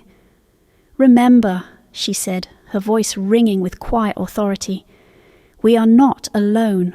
What we do here, we do for each other, for every person Ethan has taken, for everyone he's ever exploited. Today, we take the first step toward ending this." Laura felt a surge of pride, a sense of unity that filled her with newfound strength. They were more than just a network now. They were a family, a force bound by shared purpose, shared resilience. As they moved out, Laura glanced at Eleanor, who nodded in silent acknowledgement, the determination in her eyes mirroring Laura's own.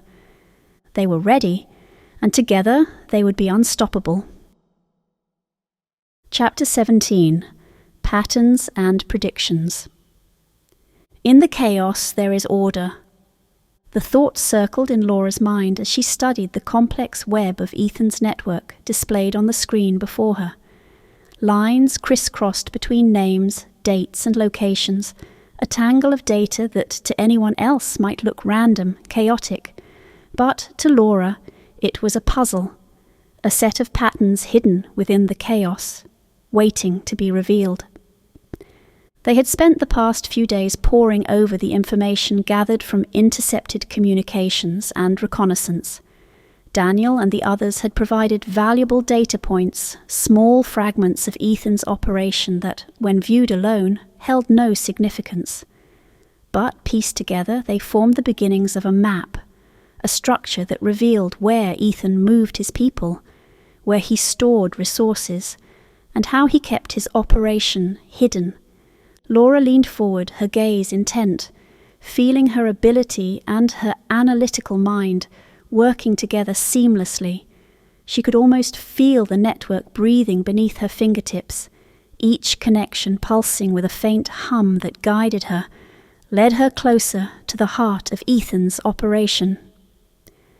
"See anything we missed?" Daniel asked, glancing at her from across the room. His own screen displayed a similarly intricate web of connections, his fingers flying over the keyboard as he coded algorithms to match the patterns she pointed out. "It's not about what we missed," Laura replied, her voice calm, focused. "It's about how he hides in plain sight. Ethan's not just moving people and resources, he's creating a rhythm, a pattern that obscures his true motives. But every pattern leaves a signature, a trace, and that's what we're looking for." Daniel nodded, catching on. "So we're looking at this like it's music? Rhythm?" "Exactly." Laura felt a surge of excitement, the pieces coming together in her mind. "It's a pattern of movement and stillness. Look here." She pointed to a set of coordinates highlighted on the map. These places, his safe houses, his transfer points, they operate in sync, each one activated or deactivated, based on a set of criteria we haven't figured out yet. But if we can predict the rhythm, we can anticipate his next move. Eleanor stepped forward, studying the pattern Laura had highlighted. "If you're right, then we can use this to intercept his next transfer, maybe even track where he's holding his key people." Laura nodded, feeling a deep sense of purpose settle over her. "It's a sequence, a system of pulses. He's using this to keep us off balance, to throw us off the trail. But if we crack it, we can find a way in." The room buzzed with anticipation as the group gathered around, each member contributing their knowledge, their skills, their insights. They ran simulations, tested different variables, watched as patterns emerged, faded and re-emerged, each new connection bringing them closer to the rhythm that underpinned Ethan's operation. As the hours wore on, Laura's mind fell into a steady rhythm of its own, her thoughts aligning with the patterns on the screen. She could almost see Ethan's hand in every decision, every move, the subtle adjustments he made to keep his network invisible. But there were gaps, moments when his coordination slipped, leaving traces that she could follow. A small anomaly caught her eye, a single location marked with a brief but repeated interaction over the past month, too subtle to seem significant but present in nearly every one of Ethan's recent communications. She zoomed in on it, a chill running through her as she recognized the address. It was a warehouse she had visited early in her investigation, a place she'd initially thought was abandoned.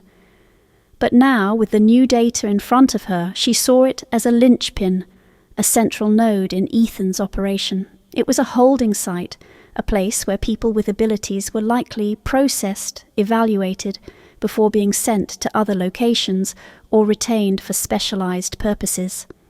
"Here," Laura said, her voice filled with urgency. She motioned to Elena and Daniel. "This is the pulse point. If we're going to intercept him, this is where we start."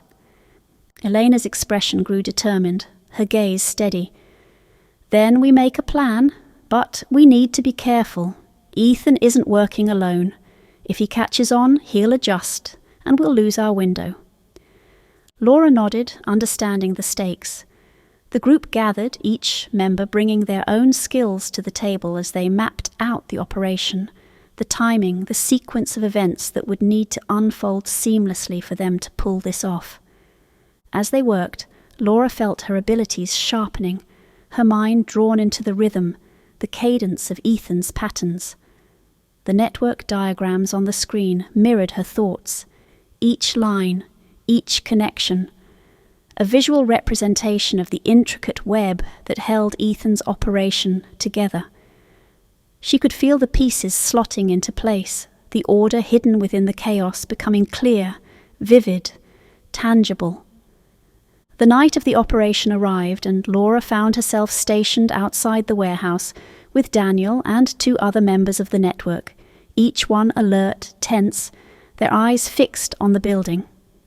They had coordinated every aspect, predicted Ethan's movements based on the patterns she had uncovered, and now all they needed was the right moment to strike. She felt the familiar hum of her ability, the quiet pull that guided her, connecting her to the network, to the rhythm she had spent days deciphering. She could sense Ethan's presence, distant but palpable, his hand in every movement, every shift.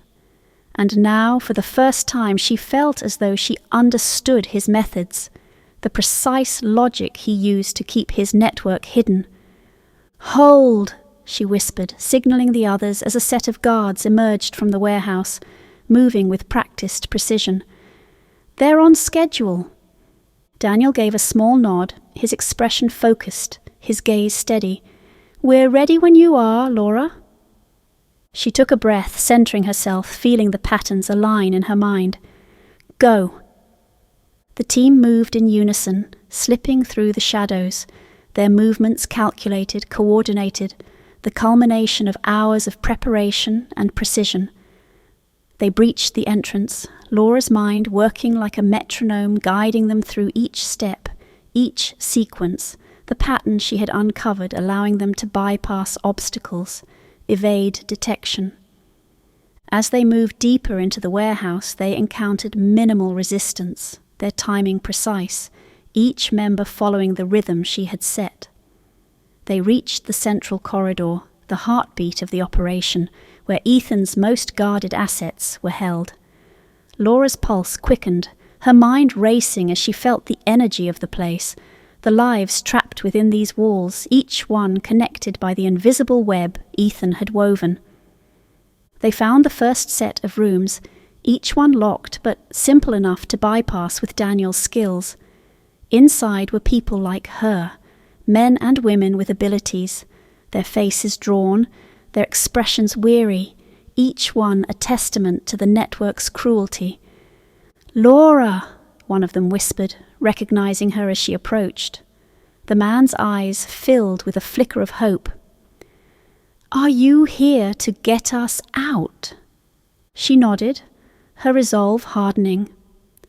"We're here to break this network apart, but we need your help." The group gathered around her, each one infused with the shared purpose that had brought her here. They moved through the corridors, freeing each person they found, each new ally adding to the strength of their collective resolve. But as they reached the end of the corridor, a chilling presence filled the air, and Laura felt the familiar cold awareness of Ethan's mind brushing against hers. He knew. He sensed her presence, the disruption she had caused, the fracture in his carefully controlled pattern. "Get them out," Laura ordered, her voice firm as she turned to Daniel and the others. "I'll handle him." Daniel hesitated, worry flashing in his eyes, but he nodded, gathering the freed captives and guiding them toward the exit. Laura turned, her gaze steely as she stepped forward, moving deeper into the warehouse. She could feel Ethan's presence growing stronger, a dark pulse within the web, his mind radiating a calculated fury as he sensed the collapse of his network, the dismantling of the order he had so carefully crafted. "You think you've won?" His voice echoed, low and menacing, his figure emerging from the shadows ahead. His eyes were cold, his expression controlled, but Laura sensed the fury simmering beneath the surface, the frustration of a man whose power was slipping away. "I didn't come to win," Laura replied, her voice steady. "I came to end this." Ethan gave a bitter smile, his gaze hard. "You can destroy one network, Laura, but there are others. You know that as well as I do. This is only the beginning." "Maybe," she replied, her mind sharpening, her focus unwavering. "But it's your end." And with those words, she reached into the web she had spent days decoding, the patterns, the rhythm, and severed the final connection, the last line that held Ethan's network intact. She felt the energy shift, the weight of his power crumbling, the collapse of the order he had imposed. Ethan staggered, the loss of control, the shattering of his network hitting him with the force of a physical blow. He glared at her, his face twisted with rage, but Laura held her ground, her gaze unwavering. "In the chaos there is order," she whispered, watching as the network around her dissolved, leaving Ethan isolated, vulnerable, his power shattered. She turned, leaving him in the empty remnants of his crumbling empire, her mind already focused on the path ahead. This was only the beginning, but now, with the strength of her allies, her network, Laura knew they could face whatever came next. Together they were unstoppable. Chapter 18. The Final Confrontation. "The end is only the beginning." The thought anchored Laura as she stood outside the warehouse, her heart racing, her mind sharpened by the quiet resolve that had settled over her. This was where it had all started, a quiet stakeout with Mark, an explosion that had changed everything, and a case that had led her into a hidden world. And now it would end here. Her allies were scattered around her, each of them positioned to cover the warehouse from different angles. Elena, Daniel, and the others moved with quiet precision, their expressions tense but resolute. Laura felt the weight of their trust, the strength of their commitment, and it steeled her for what lay ahead. Inside, Ethan's presence pulsed like a dark star, cold and calculating. He had fortified himself, shielded by guards, by defences meant to repel people with abilities like hers. But Laura had learned, adapted, and now she carried with her not just the strength of her own gifts, but the combined power of everyone who had stood beside her, everyone who had believed in her mission. She nodded to Eleanor, her signal that they were ready. Eleanor returned the nod, her face set with grim determination, and the team moved into position, surrounding the warehouse from every side. The plan was clear: strike fast, strike hard, and leave Ethan no escape. A faint whisper of communication brushed her mind, Daniel's thoughts reaching out in silent support. All set, just say the word. Laura took a breath, focusing, grounding herself in the network of minds around her. She could feel each one, a tapestry of intentions woven together with purpose, each person ready to step forward, to risk everything to end the nightmare Ethan had created. "Now," she whispered, and they moved as one. The doors burst open and her team flooded into the warehouse, each one moving with the calculated precision they had drilled over and over. Laura led the way, her senses attuned to every shift, every echo.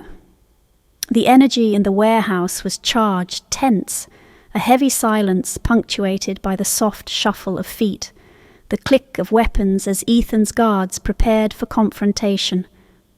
Ethan stood at the centre of the warehouse, his figure silhouetted by the faint glow of overhead lights. His face was a mask of calm, but Laura saw the flicker of surprise in his eyes, the slightest tremor of uncertainty.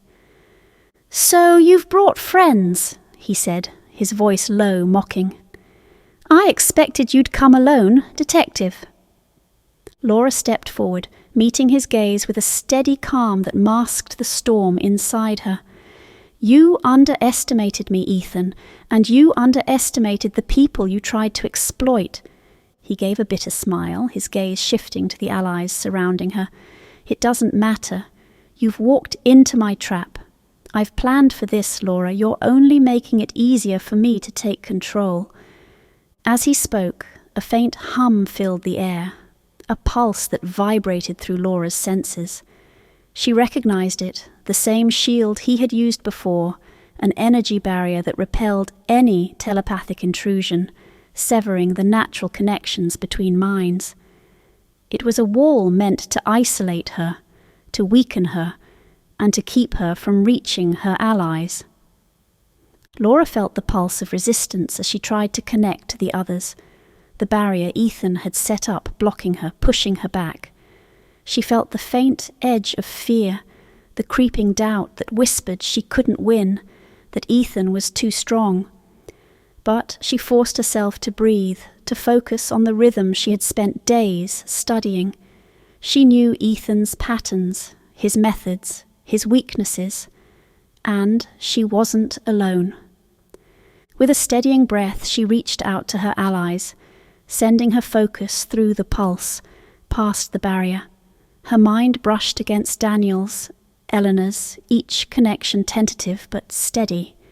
They were still there, still with her, and she felt their strength, their resilience, feeding into her, building her resolve. Ethan watched her, his gaze narrowing. "You think you're clever, don't you, Laura? But this shield was designed for people like you, to block your mind tricks, to isolate you. You're alone in this." She met his gaze, feeling her power, her connection to her allies, stronger than ever. "No, Ethan," she replied, her voice steady, unyielding. "I'm not alone." With a surge of focus, she sent a pulse through the shield, a shockwave of energy that cracked the barrier, sending a tremor through the warehouse. The pulse reverberated, weakening the shield, allowing her to reach out, to connect with her allies. Daniel was the first to respond, his thoughts clear and steady. "We're with you, Laura. Just give us the signal." She nodded, signaling for the others to move. Her allies fanned out, each one taking position around the warehouse, cutting off any chance of escape. Ethan's guards scrambled, disoriented, but they were no match for the coordinated precision of her team. Laura advanced on Ethan, her gaze fixed, her senses alive with the power of the network she had built. Ethan's composure cracked, his face twisting in frustration as he realized his control was slipping, that his defenses were failing. "End this, Ethan," she said, her voice filled with quiet intensity. "It's over." He took a step back, his eyes flashing with anger. "I've built this network for years, Laura. You can't just tear it down. I am not someone you can simply remove from the equation." But she felt the fragility of his power, sensed the cracks in his control. With each step, she pushed against his mind, breaking through his defenses, unraveling the walls he had so carefully built. He staggered, his confidence faltering as the pressure of her ability bore down on him, her presence seeping into the spaces he had once guarded so closely. Ethan raised a hand, gesturing to one of his guards, a last-ditch attempt to salvage control. But before the guard could act, Eleanor and Daniel moved in, disarming him with practiced ease, their movements a seamless display of coordination. Ethan's options dwindled, his once formidable network collapsing around him. "Enough," Laura said, her voice firm, unyielding. She reached out, her mind piercing through his final defenses, shattering the last remnants of his shield. He gasped, his mind laid bare, vulnerable as she confronted him with the weight of every life he had exploited, every mind he had controlled. Ethan staggered, his body trembling, his gaze fixed on her with a mixture of fear and rage. You think this will change anything?" he sneered, his voice barely a whisper. "There are others. There will always be others." She met his gaze, her expression calm. "Maybe. But they won't be you. And this," she gestured to the allies around her, To the freed captives watching from the sidelines, their faces filled with newfound hope. This is how we change things. Together. With a final push, she sent a wave of energy through him, a surge that severed his last ties to the network he had built, leaving him isolated, powerless.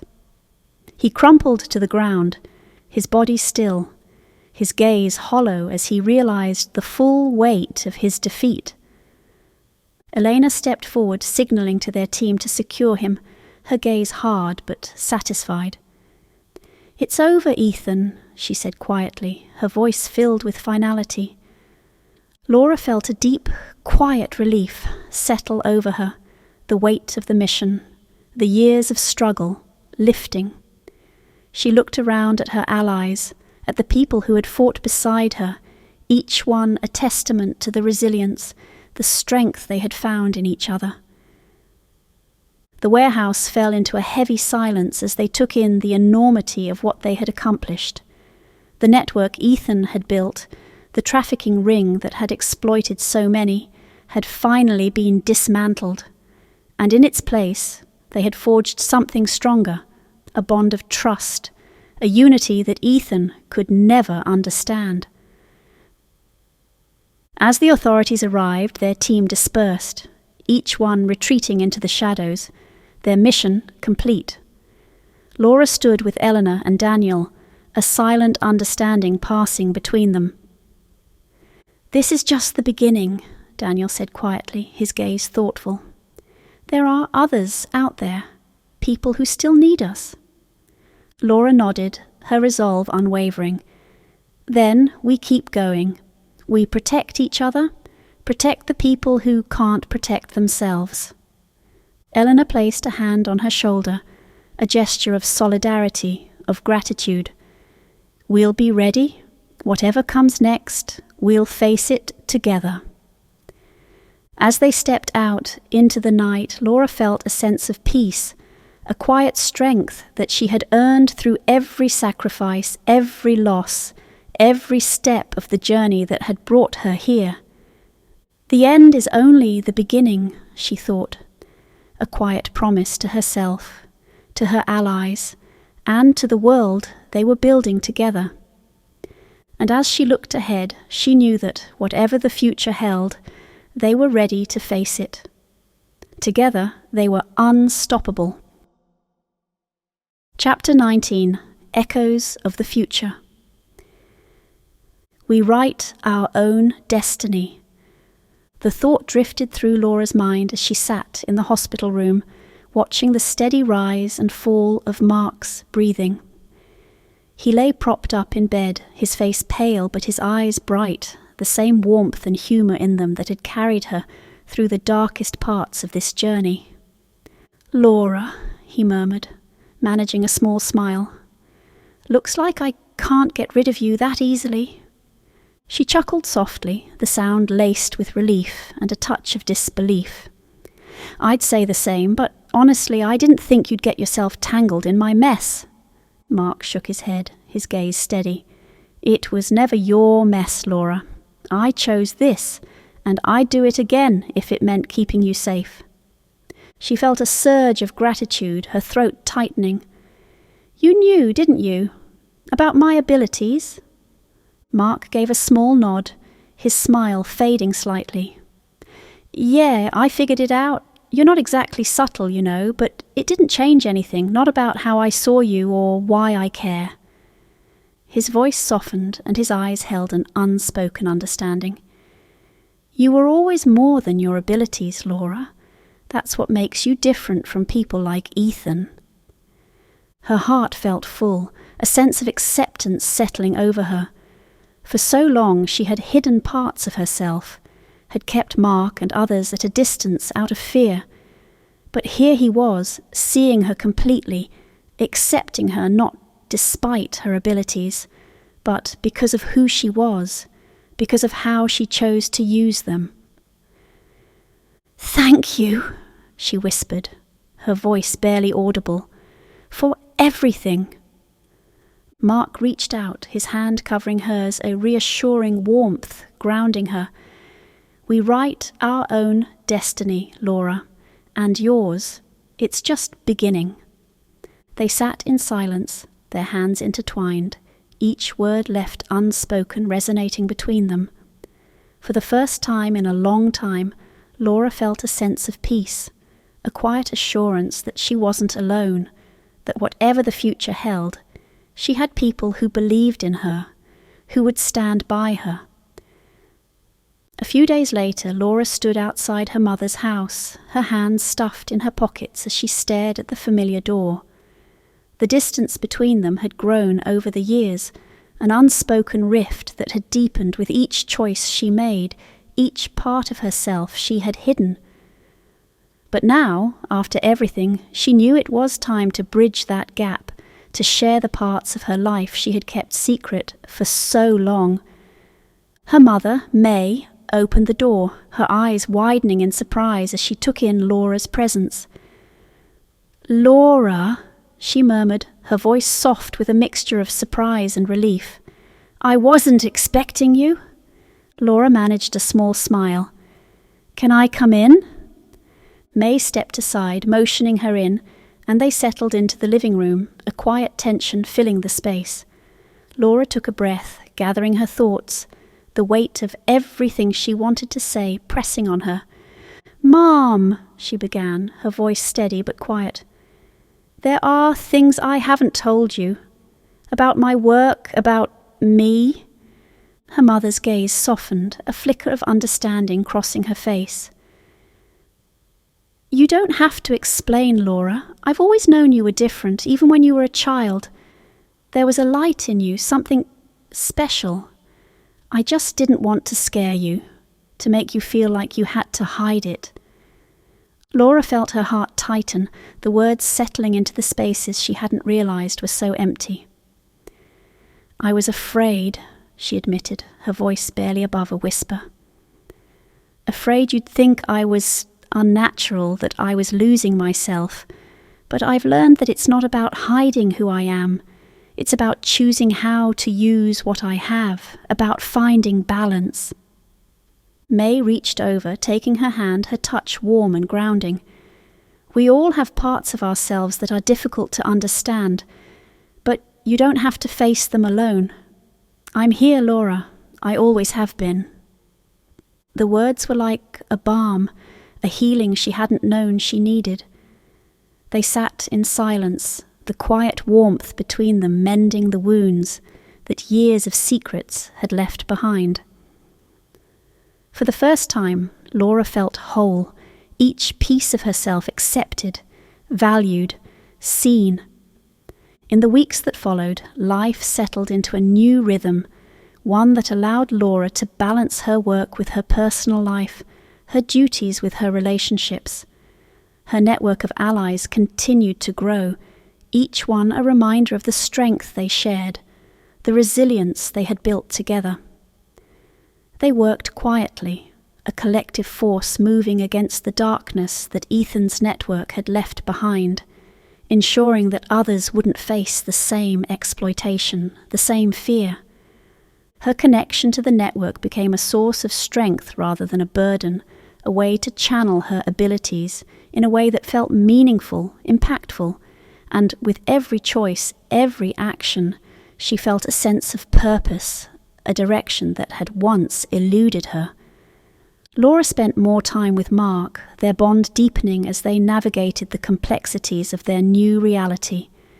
He became her confidant, her anchor, each moment with him a reminder of the quiet, steady support he offered, of the acceptance that had allowed her to embrace her abilities fully. In her personal life, she found peace, a quiet joy in the connections she had once feared would slip away. She spent more afternoons with her mother, their conversations weaving together threads of shared memories, cultural heritage, and new understanding. May had shared stories of their family, tales of ancestors who had been healers, intuitives, people who had lived with gifts and found ways to use them for good. It was a legacy Laura hadn't known she was a part of, but one that filled her with a deep sense of belonging. We write our own destiny. The words stayed with her, a reminder of the power she held, not only through her abilities, but in her choices, her actions, her relationships. One evening, as the sun dipped below the horizon, Laura found herself standing on a rooftop, gazing out over the city. The lights stretched out before her, each one a life, a story, a possibility. The weight of the past few months settled over her, a mixture of loss and triumph, of endings and beginnings. She had been through darkness, had faced challenges she hadn't been prepared for, but she had emerged with a strength she hadn't known she possessed. And in that strength she had found balance, a way to live with her abilities without losing herself. A quiet breeze drifted through the air, carrying with it the faint hum of life below, a reminder of the world she had fought to protect, the people she had saved, and those she had yet to reach. She knew the journey was far from over, that there would always be shadows, challenges, but now she faced them with a steady heart, a calm mind, and a strong sense of purpose. She felt her phone buzz in her pocket and glanced at the message, a text from Mark. "Dinner? I'm buying," she smiled, a warmth filling her as she typed a quick reply. "On my way." As she headed down the stairwell, a quiet sense of fulfillment washed over her. She was no longer running, no longer hiding. She was exactly where she needed to be, grounded by the people she loved, guided by the choices she had made. And as she walked into the future she had chosen, Laura knew that, together with her allies, with her family, and with Mark, she was ready to write the next chapter, to face whatever destiny awaited them. The end was only the beginning, and she was prepared to embrace it, fully and completely. Chapter 20. Silent Truths Revealed. Our voices will no longer be silenced. The thought rang through Laura's mind as she stood before the agency's panel, her testimony clear, unwavering. She was here not only as an investigator, but as an advocate, as someone who had seen firsthand the impact of silence, of secrets, of manipulation. The people gathered in the room, representatives from Dr. Patel's agency, her allies, and a few others who had begun to understand the truth, watched her, their expressions a blend of curiosity, skepticism, and, in a few cases, admiration. Laura spoke with conviction, her words a call for change. The people we call telepaths, empaths, intuitives, those with abilities that reach beyond what we understand, have lived in the shadows for too long. We are not tools, not assets to be exploited or controlled. We deserve dignity, safety, and the freedom to choose our own path. Her gaze met Dr. Patel's, and she saw a quiet acknowledgement there. They had come a long way since Laura first uncovered the agency's involvement in monitoring people with abilities, since the trust between them had been strained to its breaking point. But here they were, standing on common ground, united by a shared purpose. Dr. Patel's voice broke the silence, her tone thoughtful. "Laura, what you've experienced, what you've uncovered, has changed the way we view our work. It's made us question our own policies, the way we treat those we're supposed to protect. You've shown us that it's time to move forward with transparency and ethical practices." She picked up a folder on the table, the pages filled with her notes, her observations, and a summary of everything they'd learned from Laura's case. "These notes," Dr. Patel said, her gaze sweeping across the panel, "reflect a new direction. Our agency's role is no longer to observe passively. We must shift to supporting people with abilities openly, empowering them to work with us rather than in secret, or worse, in fear." Laura felt a surge of hope, the quiet triumph of knowing her efforts had made a difference. She had taken a step toward building a future where her allies, her friends, people like Maria, Daniel, and so many others, could live without fear of being silenced, without the looming threat of exploitation. Her voice softened, a quiet strength carrying her words. This isn't just about me. It's about everyone who has been caught in the web of control, secrecy, and isolation. If we work together, if we listen and support each other, we can create a world where abilities are not feared but valued, where people are treated with the respect they deserve. The panel members exchanged glances, a few nodding in agreement, others clearly processing the weight of what Laura was asking. The world had always been slow to change, resistant to the unknown, but this was a start, a step toward a future where people like her could live freely, openly. Later, as the meeting adjourned, Dr. Patel approached Laura, her expression softened, a rare warmth in her eyes. "I never imagined it would be you, Laura, who would change everything. But I'm grateful. You've pushed us to confront truths we've long ignored." Laura nodded, feeling the sincerity in her words. "Thank you for listening. And for understanding. I know it wasn't easy." Dr. Patel's gaze turned thoughtful, her voice filled with resolve. "We're at the beginning of something new, and I think together we'll be able to make a real difference." That evening, Laura returned to the quiet meeting place where she and her allies often gathered, a place that had become a second home to her. Eleanor, Daniel, and a few others were already there, each one filled with a sense of anticipation, a collective relief that marked the end of one chapter and the beginning of another. "We heard about your testimony," Elena said, her smile warm, her eyes filled with pride. "You did it, Laura. You spoke for all of us." Laura took a deep breath, the satisfaction of the moment settling over her. "It wasn't just for me. It was for everyone. For you. For those who came before us, and for those who will come after. They're finally listening." Daniel nodded, his expression thoughtful. "This is only the start. There will be challenges, people who still see us as threats, but now we have a voice, and we have each other." Laura felt the truth of his words resonate within her. They were more than just allies. They were a community, a family, and together they would write their own destiny, forge their own path in a world that was beginning to change.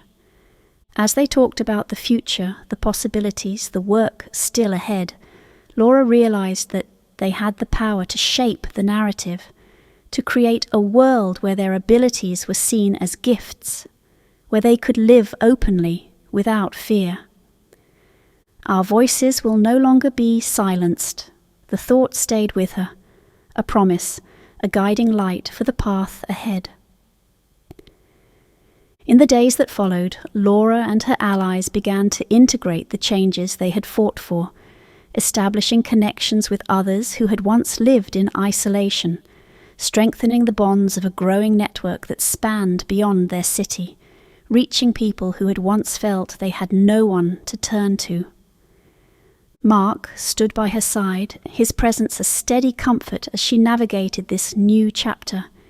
He had seen her at her strongest, at her most vulnerable, and through it all, he had accepted her, believed in her.